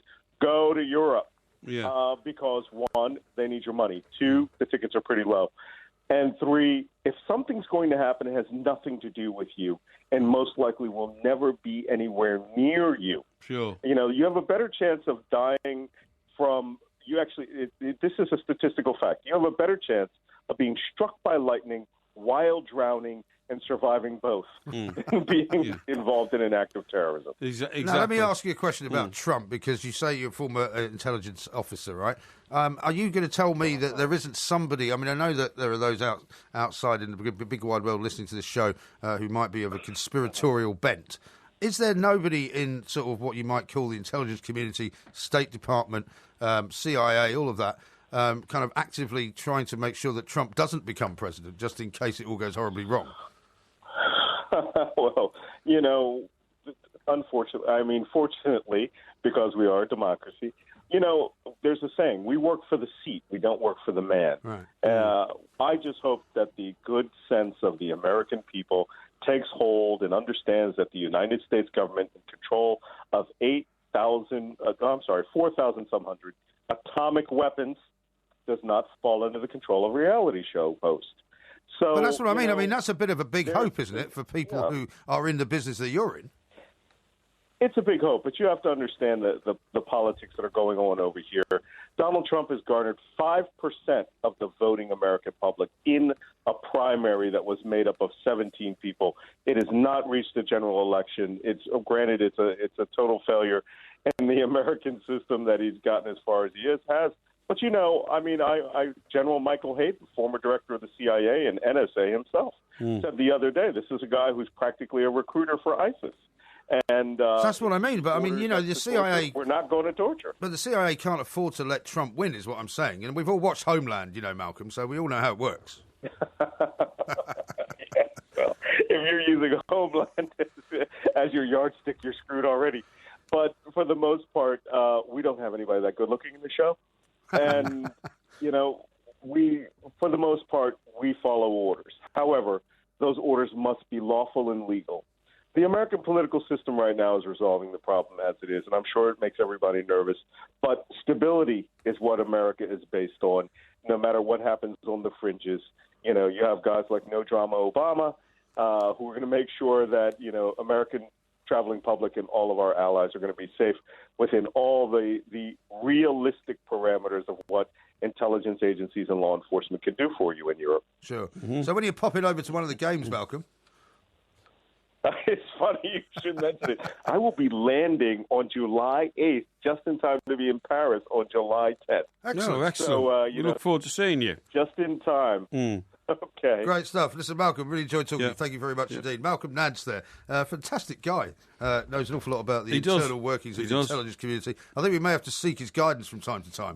What do you reckon? During the course of the competition. Yes. Yeah, I think so. Absolutely right. You're absolutely right. We are the Two Mics, of course. Yeah. Lots more coming up. The Two Mics. Simulcast across the UK on Talk Sport and Talk Radio.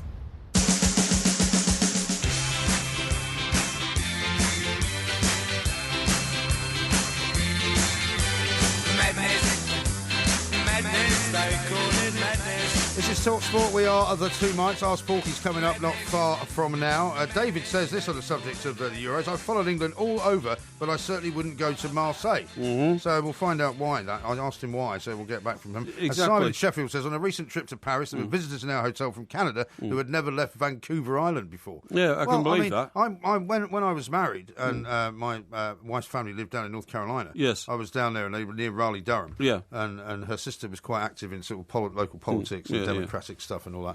And she had a party. Right. And I would say about 7 to 10 of the people that I met at that party, there were about 30 people, had never been out of North Carolina. Oh, never been out of North Carolina? We lived in New York at the time. It wasn't about, they didn't even talk about, what's it like in London. They were like, oh, yeah, I've always wanted to go and see a Broadway show. And I'm like, what, you've never been to New York? No, I've never been to New York. They're like people in their 50s. I'm like, what? There's a great statistic, isn't there, that 64% of American people haven't got a passport because they see no need to go anywhere else in the world. No. Everything Well, I sat next to a guy on a plane once when I was going, I think I was going to Vegas, actually. Yeah. And for some reason I was going to Denver, and he went, and I said, so you've never been to Europe? No. And he said, I go to Vegas every year for my holidays. I gamble. I do things there that I can't describe, which obviously I won't describe on the radio. No. And he said, why would I want to go anywhere else? Yeah, exactly. And I went, well, because there's other things to see. Well, maybe? no, I mean, in the country of America, you can go skiing, or you can find a beach which is equal to anything in the world. Skiing facilities are equal to anything in the world. Deserts, if you want them. Wildlife. Mountains, there's everything there. But it's about the culture, isn't it? Well, yeah, but you can't get French culture in California. No, you can't. But you can't experience, a Spanish meal.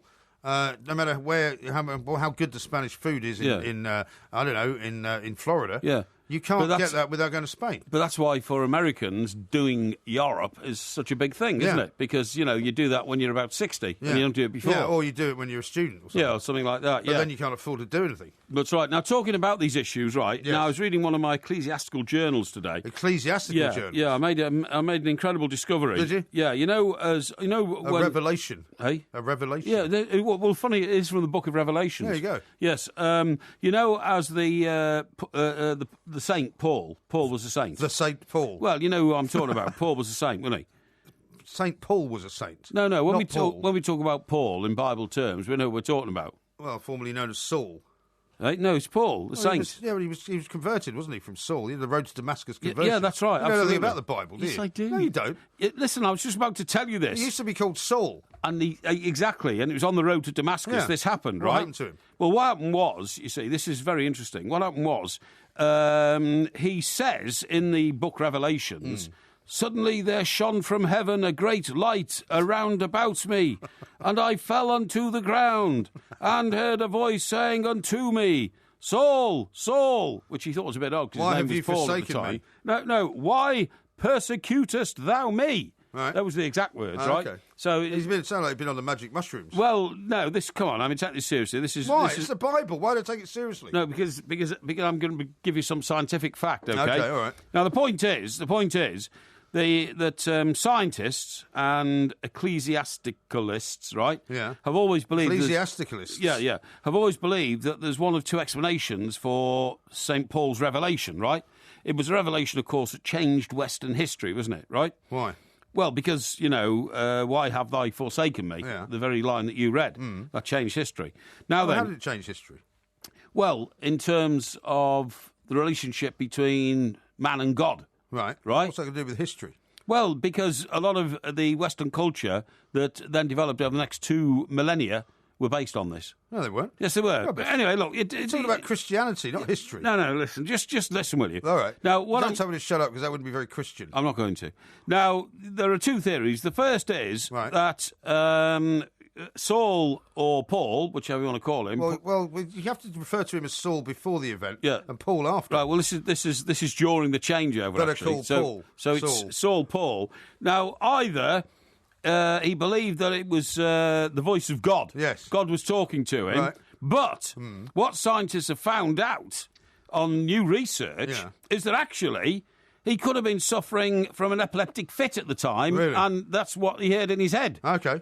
False voices. Yeah. Okay. So it might all be rubbish. It might be rubbish, yeah. So all these Israeli scientists, right, But you see, normally in these situations, the scientists are then accused of being atheists, and they have an agenda to point out that God doesn't exist. Yeah, that's right. Therefore, you know, they really don't have any right to say that. No, but this is, see, what happened here is all these Israeli scientists were put onto the case of a bloke in a hospital in somewhere like Tel Aviv who started talking biblically in his bed. Right. But when they wondered what he was up to, they suddenly discovered he was having an epileptic fit. Why are they so focused on epilepsy, these guys? Well, they're not. You can't just put everything down to an epileptic fit. No, they're not. But they're saying is that's both things they've said. This guy started talking as though he was talking to God. He was talking in tongues, right? Yeah, it was, "Oh, Lord, I hear ye. Yeah, what is the message? He spoke English, Lord." did he? Well, no, he's talking in Hebrew. He's talking in Hebrew, actually. I don't speak Hebrew. Don't you? So, and anyway, so this is at the Hadassah Medical Centre, which is the Hebrew University of Jerusalem. Okay. And they treating this guy, and they didn't know what was wrong with him. Then they found him talking to God, but then they... Is this a modern-day thing? Yeah, this has only just happened. Oh, I see. What was his name? Who? The guy that was talking in tongues. Let me see. It wasn't Saul, was it? No, you idiot. Well, it might have been. Here, whilst this is in the journal Epilepsy and Behaviour, okay? Right? What's your problem? Well, that would be why. Well, that would be why they keep mentioning epilepsy then. What's your problem? This is a serious investigation. You say it was an ecclesiastical journal. Yeah, it is. Well, what's that going to do with ecclesiastical matters? Well, because the ecclesiasticalists suddenly got onto this when they saw it. They thought this is interesting. Sounds like a team in the Tour de France. No. Ecclesiasticalists. No, you idiot. What they said is that while lying in bed, the patient abruptly froze, stared at the ceiling for several minutes, and then started quoting tracts of the Bible. Okay. And then told people approaching him, "Go away, God is in my presence." He then started chanting prayers. Right. He looked for his kippah. What? His kippah. What was he doing with a kippah? I think that's the hat that... I thought you meant like a smoked fish. No, you idiot. What would he be doing looking for a kippah? It's K-I-P-P-A. You sure it's like a kippah? It's a kippah. It's a kippah that you put in your head. It's a piece of headgear, right? That's right, piece of headgear. And he then started chanting excessively a load of prayers.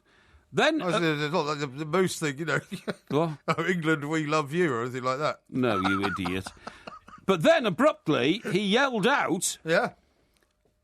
And you are God, Lord. Who was he yelling that to? Well, to himself. This is the point. All I can think of is you staggering about your penthouse flat on a Saturday morning after a particularly heavy night. No. Yelling at nobody in particular. No. He then yelled out, "And you are God, the Lord, and you have ordered me to bring redemption to the people of Israel." Yes. So this guy's shouting this out in his Well, you see, bed. this is the thing. If you walk down the street, today or tomorrow, and some guy was shouting on the street like that, you would assume there was something wrong with him.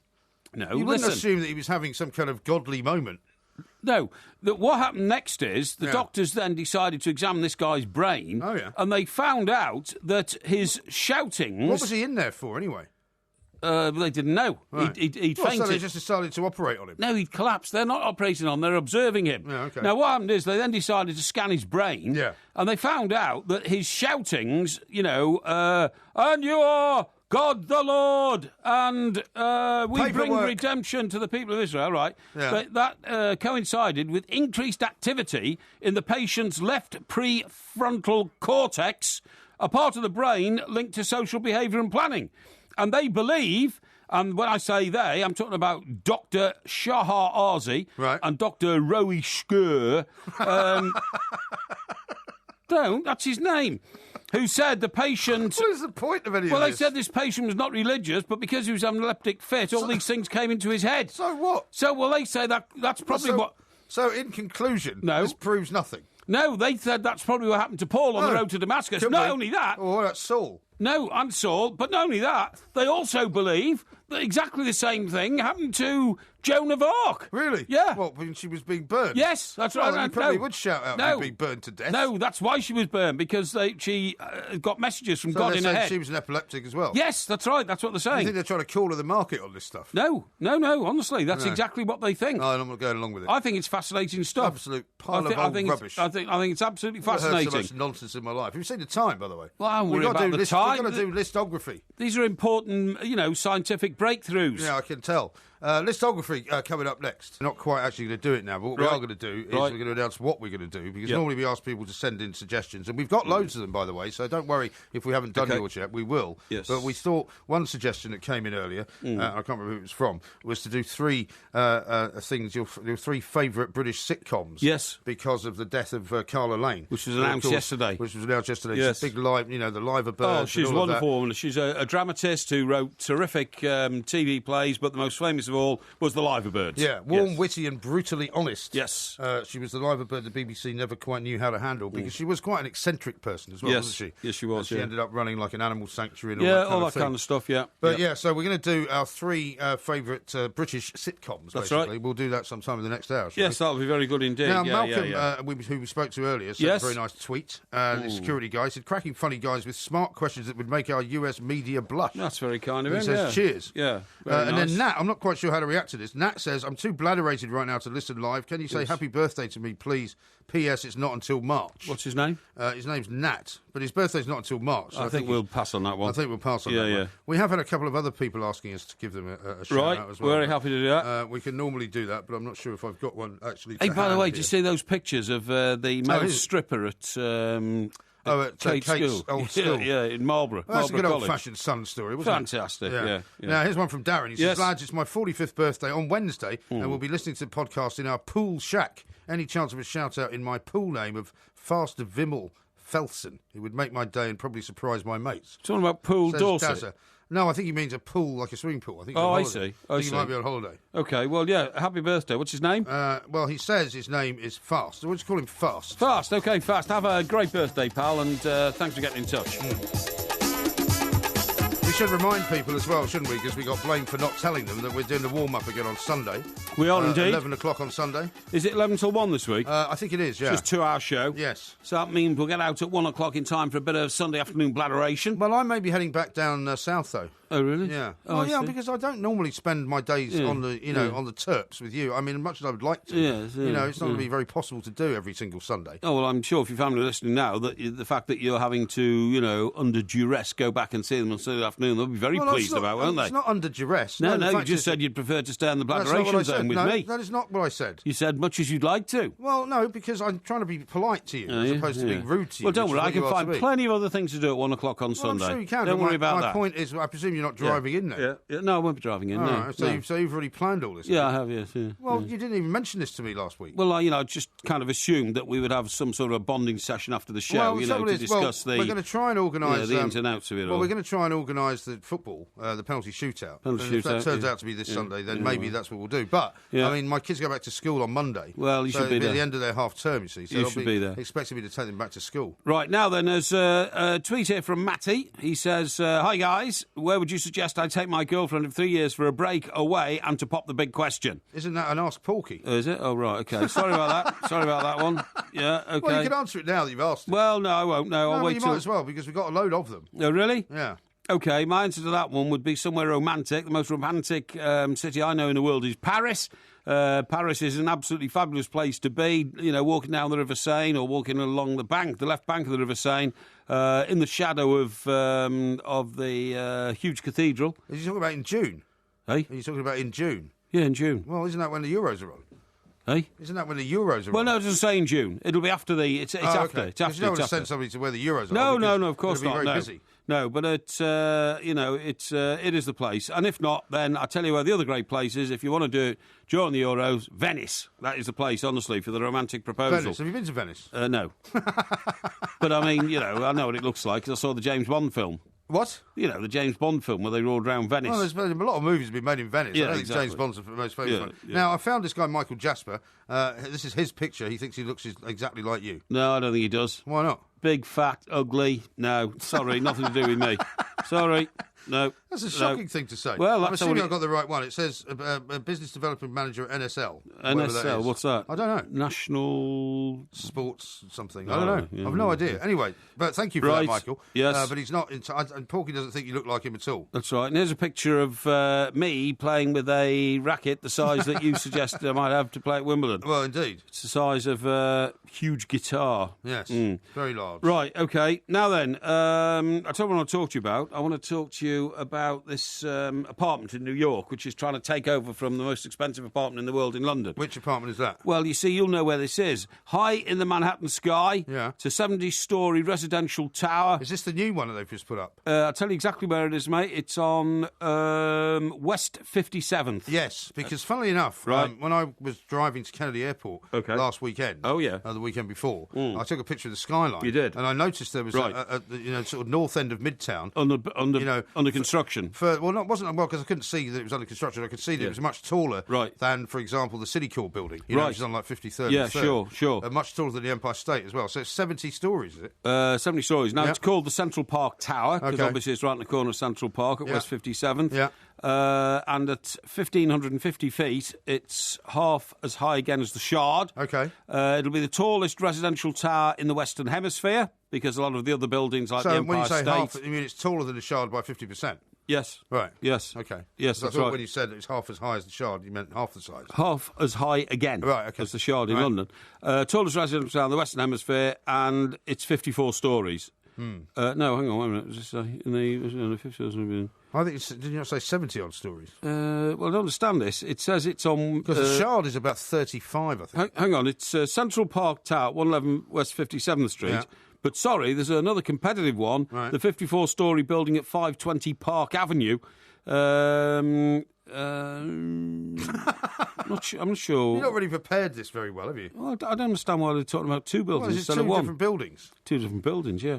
But it is 54 stories, this one, anyway. Well, 54 is not that big. What's the Shard? You say 30? The Shard is about 34, 35. Yeah, well, it's half as big again. It's 54, so that's but right. I mean, if you think about the Empire State Building, and the Empire State is about 70, isn't it? Yeah, but this says it's the tallest residential building in the Western world. The Empire State and the new one downtown, where the Twin Towers were. The Freedom Tower. They're office blocks. That's true. Mostly. Yeah, mostly. Chrysler buildings and office block. Yeah.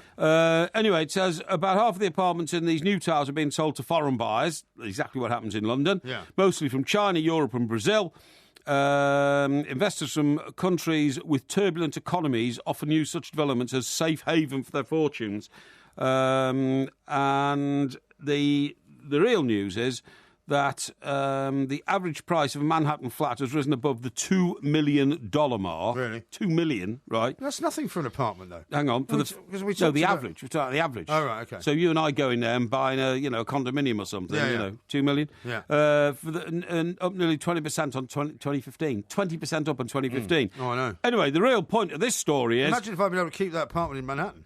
Yeah, well, indeed, yeah. That's worth at least $1 million now, maybe $1.5 million. It certainly would have been. You should have hung on to it. Yeah, I should have done, yeah. No, it says... Unfortunately, I got let down by somebody I thought was my friend. Yeah, well, you want to be more careful about that. Now then, what it says here is, it says the 70-storey residential tower is topped by a penthouse. Yeah. And the penthouse, which is 23,000 square feet... Yes.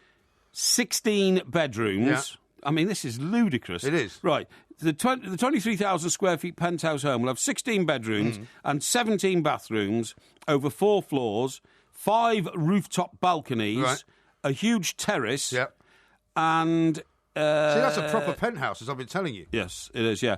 And it costs $250 million. Right. So that's more, because remember we talked about the guy Usmanov, this major shareholder in Arsenal, who's got a £47 million penthouse apartment in London. Yes. So that dwarfs that, doesn't it? $250 million. $250 million. Now, there are 3 towers. Bonkers, isn't it? There's 3 towers altogether, and it's going to be called the new Billionaires Row in New York, and the 3 addresses are 220 Central Park South. Yeah. Now, that must be near the Essex House. Must be very near the Essex Which House. is my favourite hotel in New York. Yep. And I suppose... Because it will be between Fifth Avenue and Columbus Circle, Of course it will, Of course it will. Very nice. I've already told you about 111 West 57th, which is just round the corner. Yeah. And the third one is 520 Park Avenue. Right.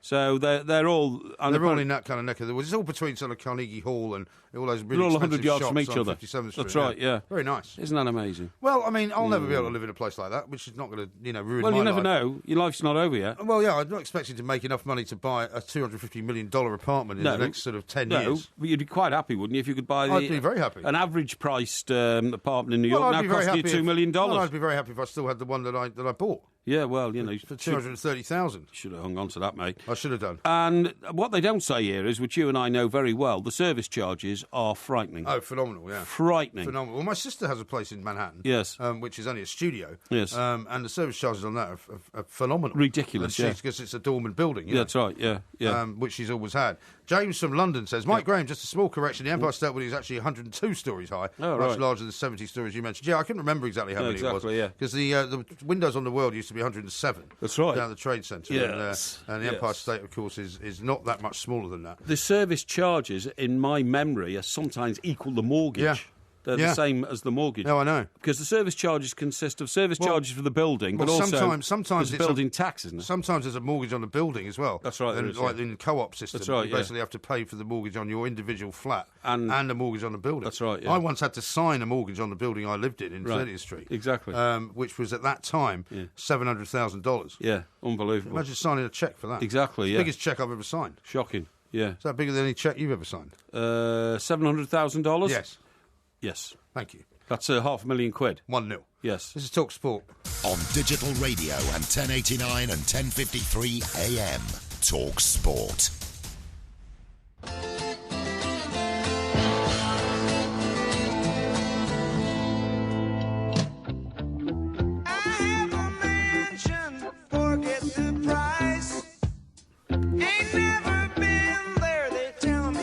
This is a great song, this. I haven't heard this for a long time. Who's this? Have a listen to the words.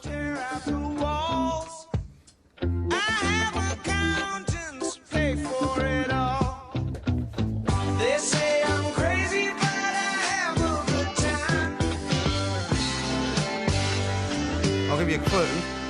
He later played for the Eagles.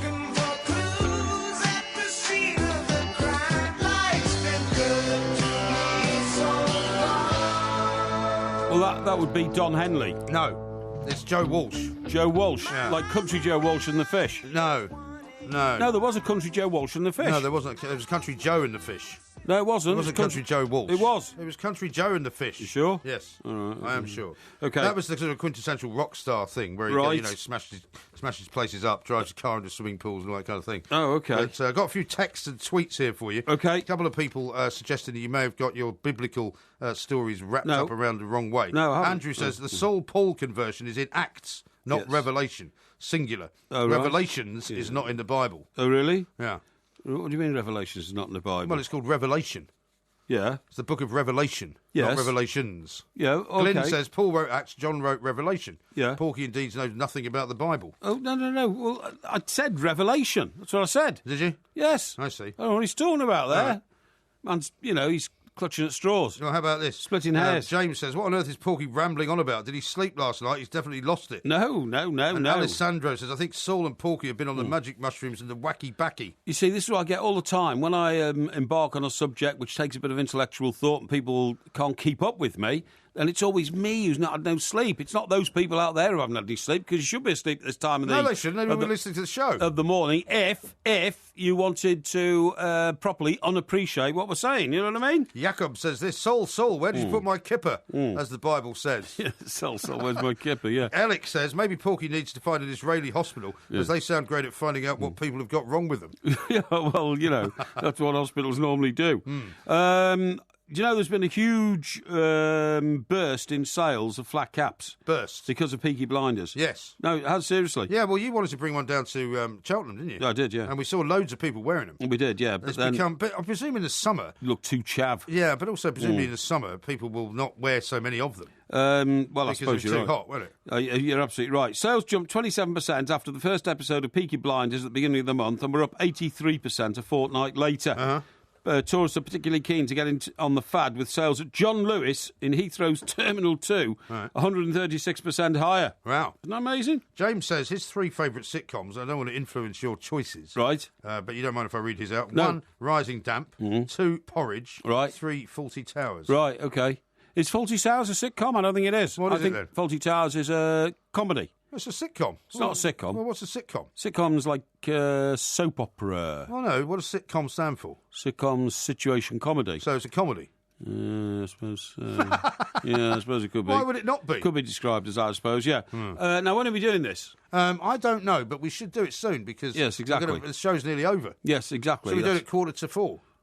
Yes, we can do it. Because we can't do it at 4:30. No. We've got to do Ask Porky. No, we can do it at 4:45. Now, That's how right. about this from Terry? Yeah. Massive State of Origin game tonight. Queensland versus New South Wales. Oh, I can't wait. Being a rugby correspondent and expert, Porky should be all over this. I wonder if that's on TV. Yeah, I wonder that's if it always is. a great game, by the way. It certainly is. Now, listen, I've got some information on a report I've read about behaviour in the office. Oh, yeah. Okay? Okay. First of all, people who sit in the office all day and don't get up from their desks and all that are literally curtailing their lives because you'll get... you're becoming more and more susceptible to things like diabetes. What, because you don't move around? You just don't move, and you're too idle to get up. And but you aren't we now living in a sort of place where, I mean, certainly here at TalkSport, where there's hot desking and stuff that goes on, so a lot of people come in, they don't sit at one particular desk, so they don't have any reason just to sit there all day. They have to sort of get up and about and go and have meetings and all kinds of things. We've even got some of those things where you sit on a stool, like up against the wall, and you just plug in your laptop and you work from there. Well, I'm sure you're right, but this is an office that has a more orderly form of a working day, if you see what I mean. And one person sits in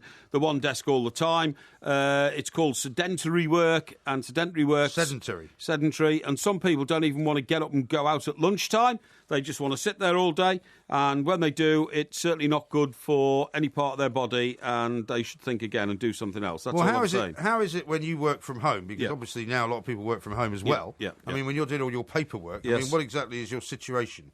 Because I'm concerned about your sedentary lifestyle. Well, I have an office at home, but, I mean, I'm never, ever sitting for more than 10 minutes, because things Well, you can't sit for more than 10 minutes. Well, I'm amazed you could sit in a radio studio for an entire sort of more or less 3-hour period without moving around. Well, there's lots of conflicting sort of mental tasks, isn't there, when we're sitting here and trying to get things sorted. You know what I mean? But what I'm saying is that, I mean, you presumably don't sit in your high-backed cloth blue armchair. No. When you're working. No. I have my office with I've got a fantastic, typical sort of office executive chair, high back leather. Is it on wheels? Yeah, it's on wheels. Yeah, is it real leather? Hey, you sure it's not faux leather? No, it's real leather. Is it? Yeah, it smells of real leather. It's beautiful. It's a beautiful black? chair. Hey, is it black? It's black. Yeah, it's black. Yeah, it's got black. Has it got like chrome on it? Yes, it has actually. It's got arms, chrome arms, and a chrome stand, so to speak. You know, and does it move like backwards as well? I mean, yes. Oh, yeah. It's got all the levers and all that kind of stuff. Yeah, a lot of levers. Indeed, and in fact, it says such sedentary habits are contributing to an increase in type 2 diabetes and heart disease. Study revealed excuses for not moving included heavy workloads. That's what 32% of people say, I can't get up to lift things because of my back. Workplace culture, meaning you sit there all day and talk to the person on the next desk. Stress in trying to mingle with other people in the office puts you off from getting up from your desk. Half have never used their lunch break to leave the office, and 24% of people regularly work through their break. Only 5% use it to do something active. Well, that's the other thing, isn't it? Because in your day and my day, we would go out for lunch quite a lot for fairly long periods of time. Well, yeah, and sometimes you would walk quite a considerable distance to get to wherever you were going. To get to a wine bar. Other times you'd go in a cab or whatever, but you would get out of the office at some point. You would, yeah, definitely. But that's definitely changed now. Well, it's definitely changed. And do you know what the biggest problem in any office is on any particular day? If you work in a big office, you could wait 15 minutes a day for a lift to arrive. 15 minutes a day. Right. Waiting for the lift is now one of the biggest wastes of time in the British working day. Most offices haven't got enough lifts. Well, I mean, you can say that about this place, can't you? Because, I mean, there was a time when TalkSport was the only radio station here. Now there's four. That's right. And there's lots of times the lift is being used by Virgin, for example, because people are bringing gear in. There's all sorts of, bands playing and stuff like that. Amps and things up from the basement and all that kind of stuff. Well, that's what I meant by gear. I didn't mean the other kind of gear. Yeah, exactly. Yeah. It says here... the average wait should be under 25 seconds for a lift, but it can take up to 90 seconds now if it's occupied by other people moving around on other floors. Yeah. You can say that. This can account for more than 400 lost hours in a working week in a large office. So the manager would be better off getting another lift. Yeah, but where are you going to put it, though? Well, you can't just build another lift shaft. Build it on the outside of the building or something. On the outside of the building? Why not? Well, it's only a 4-storey building. Yeah, well, plenty of... Yeah, well, just more walk people up the stairs. More people should walk up and down the stairs, I agree. Yeah. It says lifts not only waste staff time, but also consume up to 8% of the energy in office buildings. Yeah. They use up to 35% more power than claimed by their manufacturers because of the weights involved inside the lift. Yeah. Have you seen that some buildings, I think the first one I ever saw was in Hamburg, but they've done it in other parts of the world as well. Right. Where you have a lift where there's no lift door, And you just walk on and off it? You walk on and off it. It just goes very slowly, and every time it comes around, there's another platform you can stand on. And you step in and step out. You step in and step out. I think that's a great system. Well, they've been banned in this country, haven't they? Ever since, I think what happened was, it was in a university, and it was something like, I'm not sure where it was, but it's something like Sheffield or something like that. I'm not saying it was Sheffield, but a student got crushed to death. Oh, really? Because they go up. Yeah, I think I remember that. They go up into the top of the lift, and then they go round and come down again, and this person never got out. Well, why did he get out? I've no idea. I don't know. You know, could have been drunk or on drugs or lost concentration or something. Who knows? That's not good. And so they banned them after that. Do you know there's also places now in London, and I'm sure in other parts of the world, where instead of having the lift to come down, they've got like a slide, and you can come down in the slide. Yeah. Yeah, well, that's not very good for your clothes, is it? Well, yeah, but it's quite an innovative thing to do, isn't it? Well, I wouldn't be very keen on that. Why not? Well, you don't come know. Down like a helter-skelter type thing. Yeah, but you go downstairs a lot quicker. Yeah, but the person in front of you may, not be as proper a person as you are. I mean, there might be somebody at the bottom that doesn't get out. It's like in a kid's sort of play Well, park. not only that, but I mean, I wouldn't want to use a lift other people have used because it's not my lift, you know what I mean? What do you mean? Do you mean a helter-skelter? Yeah, that's right. Because you're using a lift that other people have used all the time. No, but at least you've got your own mat to separate you from the filth on the actual helter-skelter. You see what I mean? Well, you're not working in a sort of, doss house. Well, you don't know, do you? You don't know. I tell you, the other thing is, it's lift speed, OK? Now, it says Britain's fastest lifts were installed this year in London's Leadenhall building. Oh, yeah. That must be Leadenhall Market, which is very close to here. Yeah. And they travel at 18 miles an hour. But in China's Shanghai Tower, which, believe it or not, is in Shanghai... Yeah, I can believe that. Yeah, the lifts that go up, not down, up, go at 44 miles an hour. Well, do you remember the trade centre lifts? I mean, they used to go at some speed. They had a parachute when they came back down because you take the lift up to the sky lobby, right? That's right. Which was about 70-odd floors, and then you have to get another one, and then you get another lift up to the top. But they used to go like rockets. Yeah, they did. Yeah, and in fact, people used to get quite unwell. Yeah, because they'd go so quickly. Yeah, I've had the feeling of weightlessness, and you've stepped out the lift and you sort of fall over. Yeah. Definitely, yeah. Exactly. Yeah. But the point is, unless you've got enough lift, you're going to waste an awful lot of time in an office building. I think you worry too much about this stuff. Some people should be banned from using lifts, because obviously if they're too heavy. Yeah, I think so. If you've got a weight problem, best thing you can do is walk up and down the stairs. People should be encouraged to do it. I don't think that's a bad idea. It's always puzzled me in Manhattan, where people live in these high-rise buildings, and when gyms became fashionable, there'd be all these people on these stairmasters. I'm like, you live 30 stories up. Yeah. Why don't you just go up the stairs every day? And then you can save yourself the gym money. Oh, they'd say they're not properly dressed to do it, wouldn't they? They would say that. Yeah. This is Talk Sport. The Two Mics, simulcast across the UK on Talk Sport and Talk... Wisdom, certainly. Yeah. Not sure about the wit. No, I'm not sure about the wit either, actually. I don't know why I said that. Yeah. All right, we'll try and take it as seriously as we can. And because course. The Euros are very much upon us, the first question is from Trevor. Right. And it is about the Euros. What is your prediction for England's chances in Euro 2016, and who would you like to succeed Roy Hodgson? I think England could do well if we get the balance right, but I don't think the squad's as good as it could be, and I've said that tonight because of the selections. However, I think England could surprise a lot of people. I'd be very, very happy if we finish third in the tournament. OK, Ross says this. I have mates around this Saturday for beer and a barbecue. If the weather is rubbish, what bladderisation games should we play?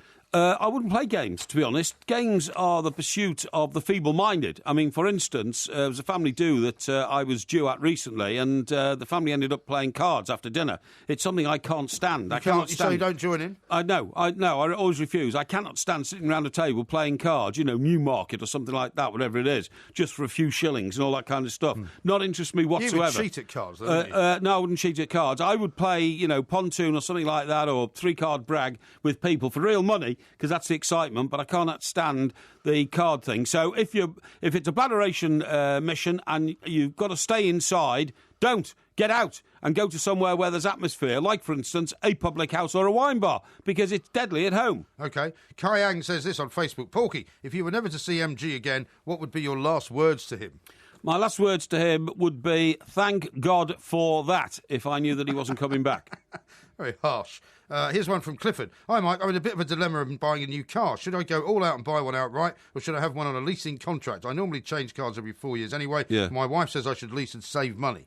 Well, that depends on the sort of car you want. I mean, for instance, if you went and bought an old Jag for £9,000, right, it would be good. It'd be in good condition. It would last you 4 years, no problem at all. At the end of the 4 years, it would be worth about £1,000. Therefore, the car would cost you £2,000 a year, right? But it's a solid car. Like an old Merc, it would be made well. However, if you decided to lease a car and it was a decent car, as good as the Jag, but a more modern car, obviously, that could cost you £400 a month. 12 fours is 48. That's £5,000 a year. Yeah. That's an awful lot of money. Over 4 years, that's £20,000. So, in your position, if you only wanted a medium-range car, buy it and let it depreciate while you're using it. Here's one from Steve. How would Porky cook lamb meatballs with vegetable couscous? Now, that, of course, is the meal that I think you had today, Mike, and put out on I put Twitter. out kind of a cookery lesson, so you could have actually just learned from that. Yeah, followed what I did, and away you go. Yeah, I wouldn't bother even starting, to be honest. If I wanted a traditionally cooked meal, I would get a fillet of beef and cook it like a roast in the oven, and then have it with all the associated vegetables like sprouts and carrots and cauliflower and cabbage and all that kind of stuff. I have no idea what couscous is. I've never eaten it. Yeah, never eaten it. And as for meatballs, I just don't trust them. I don't know what's in a meatball. So I would stick to good... Well, that's why you make your own. Good British beef. Well, that's why you make your own. What from? I got minced lamb. Well, exactly. You make it into you make it into a meatball. Yeah, no, I wouldn't trust it. No. Mark says this on the subject of food. Is it true that an apple a day keeps the doctor away, or is that just one of Granny's myths? It is true that there are qualities in apples which are very good for you in terms of, vitamin C and the skin is good with all the waxy bit in it. But, however, what people don't seem to appreciate is the amount of sugar there is in an apple. There's an awful lot of sugar in an apple. So whilst an apple a day might keep the doctor away, it doesn't keep the dentist away. No, that's very, very true. Yeah. Stuart says, Porkmeister, what cheese do I put in a ploughman's sandwich? In a ploughman's sandwich, I would put red Leicester cheese. That is the best cheese, honestly. And if you're eating that with a bit of spring onion, which I can take, but not pickled onions, I hate them.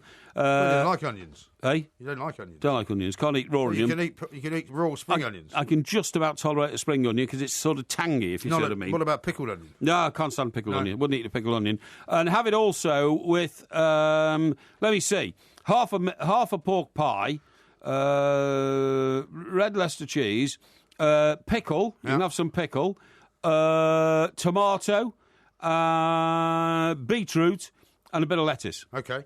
Donald says this, local question for you. Me and my friends are going to Portsmouth this weekend for a bladderation session. Where would you recommend we go?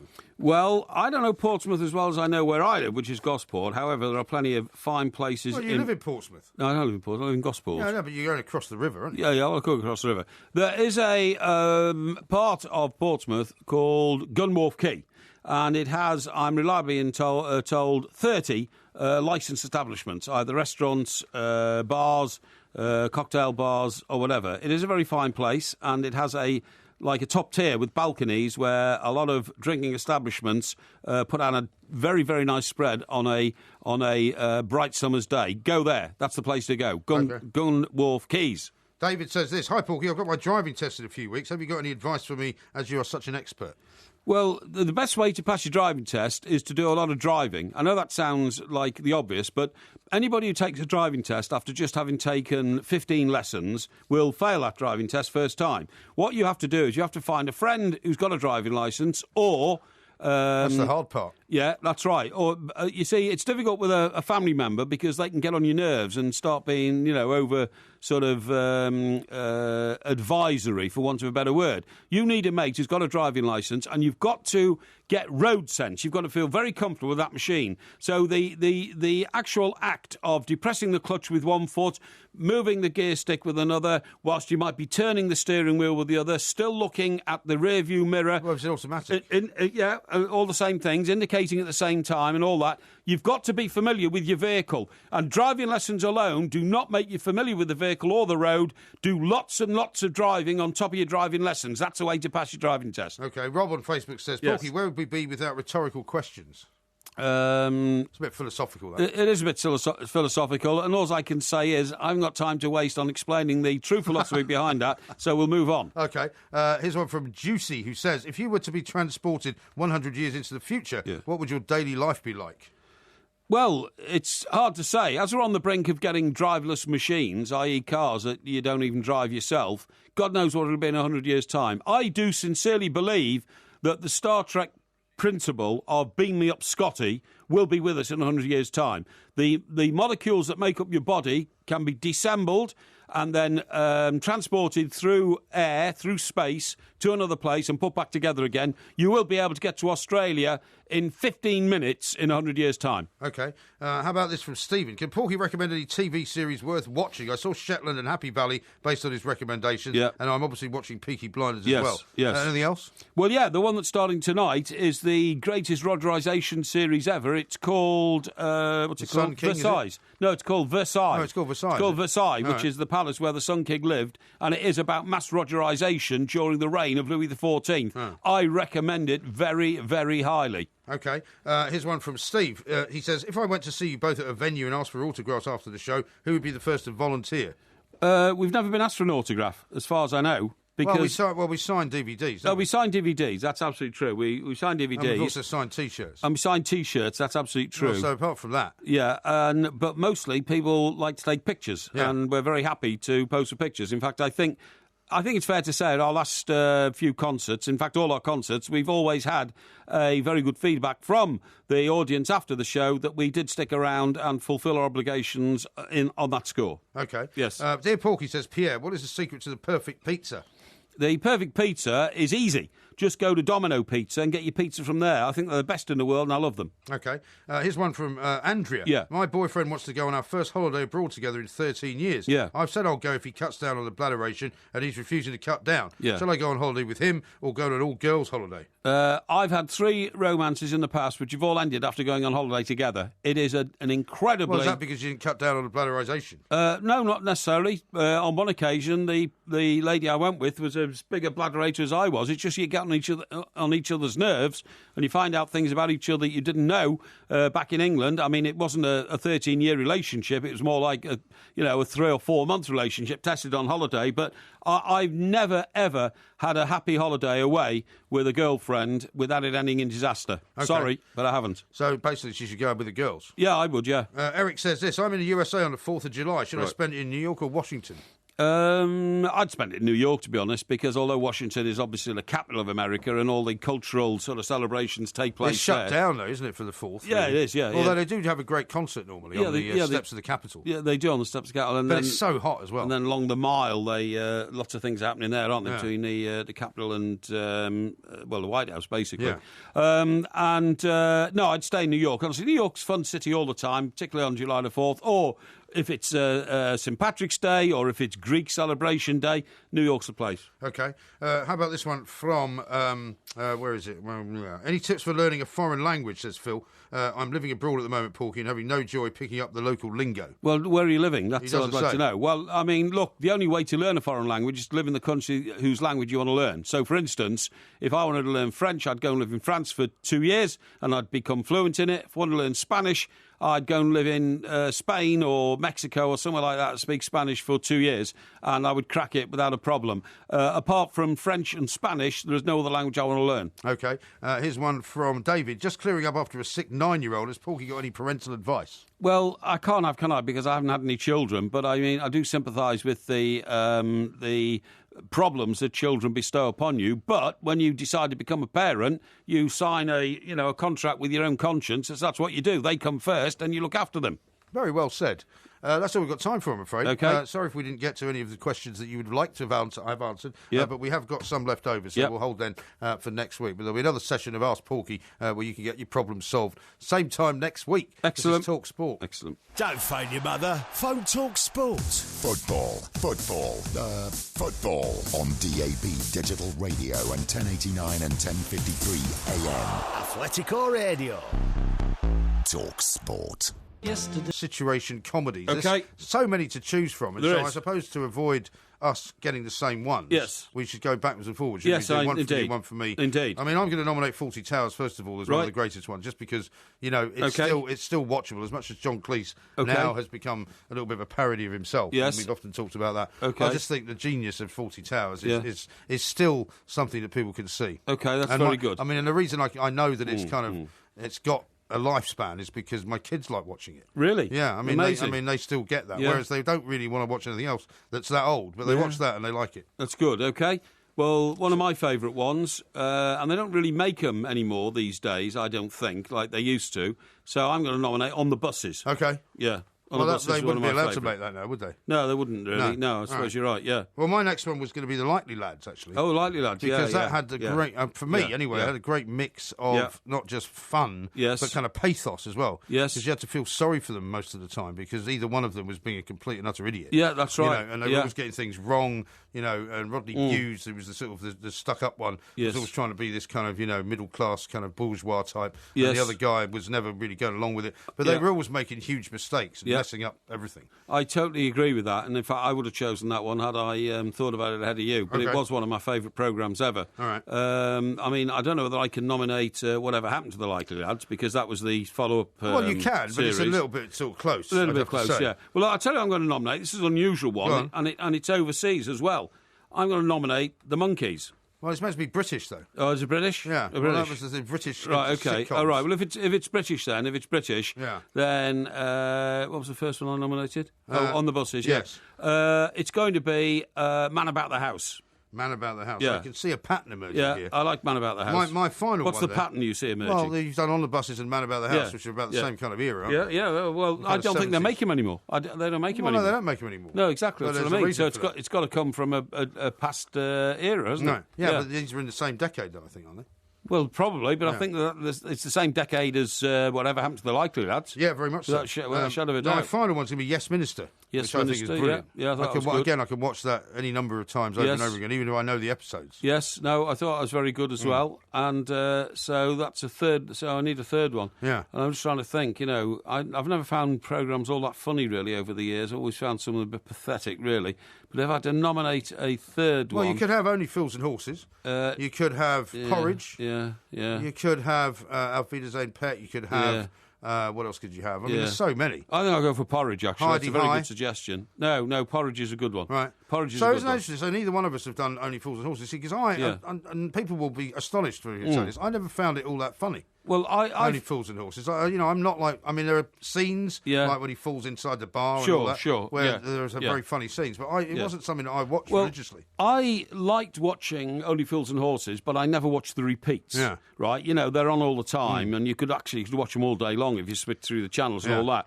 And the reason being is, it was so culturally council house working class London that I never quite got it. Right. Do you understand what I'm saying? Yeah, because I come from the north of England. And you didn't do the Liverbirds, for example. I didn't do the Liverbirds. I thought they were great, but I thought there was a little bit of... Well, they weren't funny. I thought situation-wise it was good. Two young girls living in the same flat in Liverpool and the sort of problems you encounter in that sort of lifestyle. I didn't think it was necessarily funny. I didn't think there were any funny lines in it. Yeah. That's the thing. I mean, everything. I mean, it's like Dad's Army. I quite like, but I thought it was great because they've now kind of nominated that, actually. Overdone it. Yeah. Well, do you want to go back and re-nominate 3? Yeah, okay. Well, I'll certainly have Dad's Army. Right. You want to keep Porridge? I'll certainly have Porridge, and I'll certainly have On the Buses. Yeah. I mean, Rising Damp was great as well. Well, which I always quite like that. I found that a bit grubby. Did you? Yeah. Do you know what I mean? It was so down market, the place where they all lived and all that kind of stuff. I found it grubby. And a lot of people have been on Twitter saying that you're a bit like Rigsby, though. Well, no, I thought Rigsby was grubby. He had holes in his cardigan. He was always, skulking around, trying to entice Miss Jones into his lair. Yeah. And he never looked as though he'd ever had a bath or a shower or anything like that. I found all that a bit grubby. I mean, the other one you see, I suppose, which, again, if we revisit, I would nominate is Steptoe and Son. Yeah. I thought Steptoe was very funny. Steptoe's brilliant. I mean, here's one. Ian says Blackadder for me, funniest programme ever, which is also brilliant. I thought Blackadder's brilliant. I could nominate Blackadder. Which era of Blackadder did you most like? I think I liked the one that you just described the other night with Elizabeth Queenie. First. Yeah, I did. I did, yeah. I thought that was the best one. Well, I quite like they were all good. Yeah, I quite like the First World War one as well. Because Stephen Darling. Yeah, that's right. Stephen Fry, who's a guy that, I've been highly critical of in times because I think he's such a pompous buffoon. Well, drama queen, I suppose. Yeah. But, I mean, then again, he's drama. But when he turned his talents to acting and pulling off the role of the pompous First World War general, he was brilliant. There's no doubt about it. Very good indeed.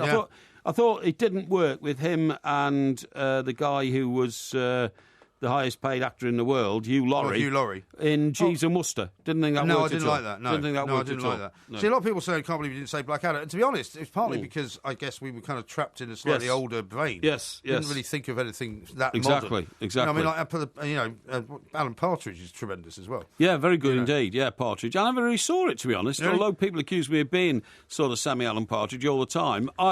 No, you're not really. The only Alan Partridge I've ever seen is the film that was made. Oh, you saw the film? I haven't seen the film. Yeah, I've seen the film, and that was okay. It was okay, but I didn't quite understand it. Didn't understand it? No, I didn't understand it. No, I didn't understand if he was taking the mickey out of himself or the rest of the world or the person he was acting with. I never quite got it, to be honest. Right. Okay. Well, there's so much to choose from. Yes. So many great situation comedies that used to go. I totally and agree. Also, the Hello, Hello you quite like, you mentioned. Hello, Hello was pretty brilliant as well. I totally agree with that. Yeah, it was very funny indeed. Well, there we are. Well, we've got many, many more things to talk about, but not very much more time, I'm afraid. That's right. But we will try and squeeze it all in. Yeah. Coming up next on TalkSport. Mm-hmm.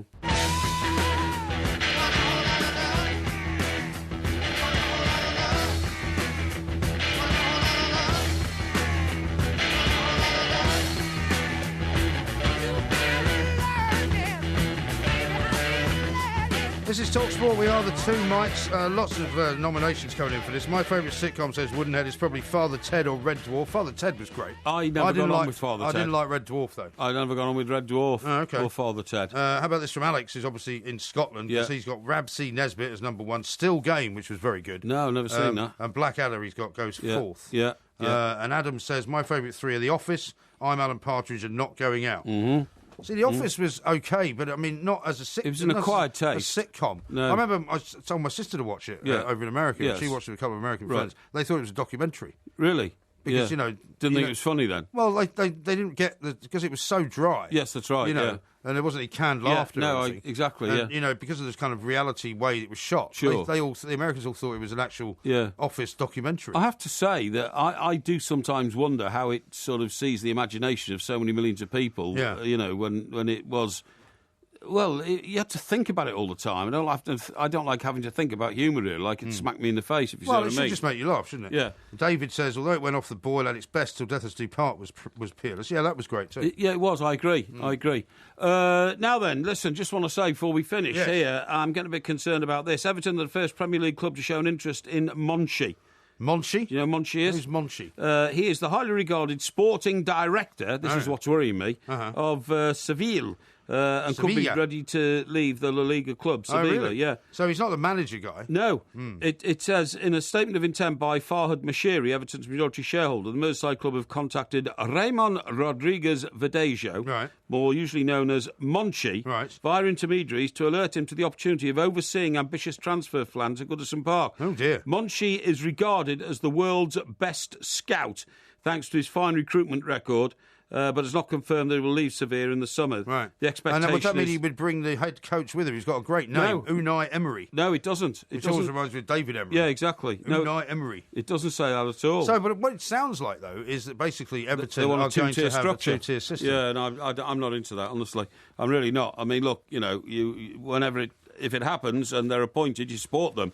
But I've never seen a director of football work in this country. Didn't work at Spurs. Well, it does work, though. It works. Didn't work at Liverpool. But it does work at Liverpool and it does work at Manchester City because, that's the way the structure is, isn't it? Well, and they've had it at Chelsea for a long time. It's foreign to most British I don't think clubs. that's true anymore. Yeah, I really don't. I mean, the guys from Barcelona are basically running the import-export policy of Manchester City. Yes. They decide which players are going to be brought in. They did all that. They made all their purchases before Pellegrini came in 2 years ago. Yeah, well, it didn't get him anywhere, did it? Well, I know they won the Premier League, but they couldn't retain it, and they have a great trouble maintaining the highest standards after they've won something in the season. That's happened to them twice. I'm not sure that's right anymore. I think more and more clubs will end up doing this, particularly now when you can't really give one man, like the manager of a club like Everton, charge of all the money that goes around. Well, Sir Alex Ferguson did it, and you've got to be as good as him to make it work. Did he? Because he had David Gill above him, and David Gill and he worked together. David Gill only facilitated the transfers. He had no role whatsoever in identifying players or telling Sir Alex Ferguson which players were good footballers and which weren't. Yeah, but what I'm saying is if you have a director of football system like that, then there's no reason why he's dictating. Surely the best system will mean that the two guys work together. Because I just think it's almost like it's too much responsibility to do all those things, under one umbrella. Well, as I just said, you've got to be as good as Sir Alex Ferguson to pull it off, haven't you? And there aren't many people around like him. That's very true. Obviously. Now, coming up, of course, tomorrow it's going to be Porky Vision. You've already indicated there might be quite a bit of Rogerisation mentioned if you're going to watch the old Versailles scenario. Well, Don't get overexcited. Don't worry. Yeah. Well, in the interest of... A couple of people have said, can't believe you didn't mention Last of the Summer Wine. I never really liked that I never got that. Nora Batty and all that, never got it, honestly. Never got it. Never did anything for me, I'm afraid. No, okay. But I know it was very, very popular. It's a bit like Emmerdale. I can't get into Emmerdale as a soap. No. It's another Yorkshire-based show. Yeah, I mentioned Coronation Street on Porky Vision for a while. Well, the Coronation Street catches up and all that kind of stuff. This is when you realise there's so many great shows. Look at this. Yeah. Open all hours, The Good Life to The Manor Born, says Terry. Good Life was brilliant. All great, Good Life was brilliant, I have to say. Yeah. Don't forget to follow the Two Mics, at the Two Mics on Twitter and on YouTube. Just look for Two Mics TV. 4 sex scenes in the first 10 minutes, right? Yeah. Including, this is quite unusual, a dwarf who goes under a woman's skirt. If you love the Two Mics podcast, you'll love the live show.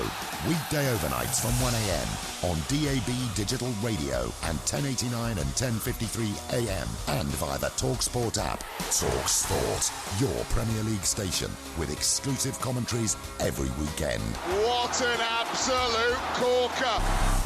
TalkSport. Where would we be without rhetorical questions?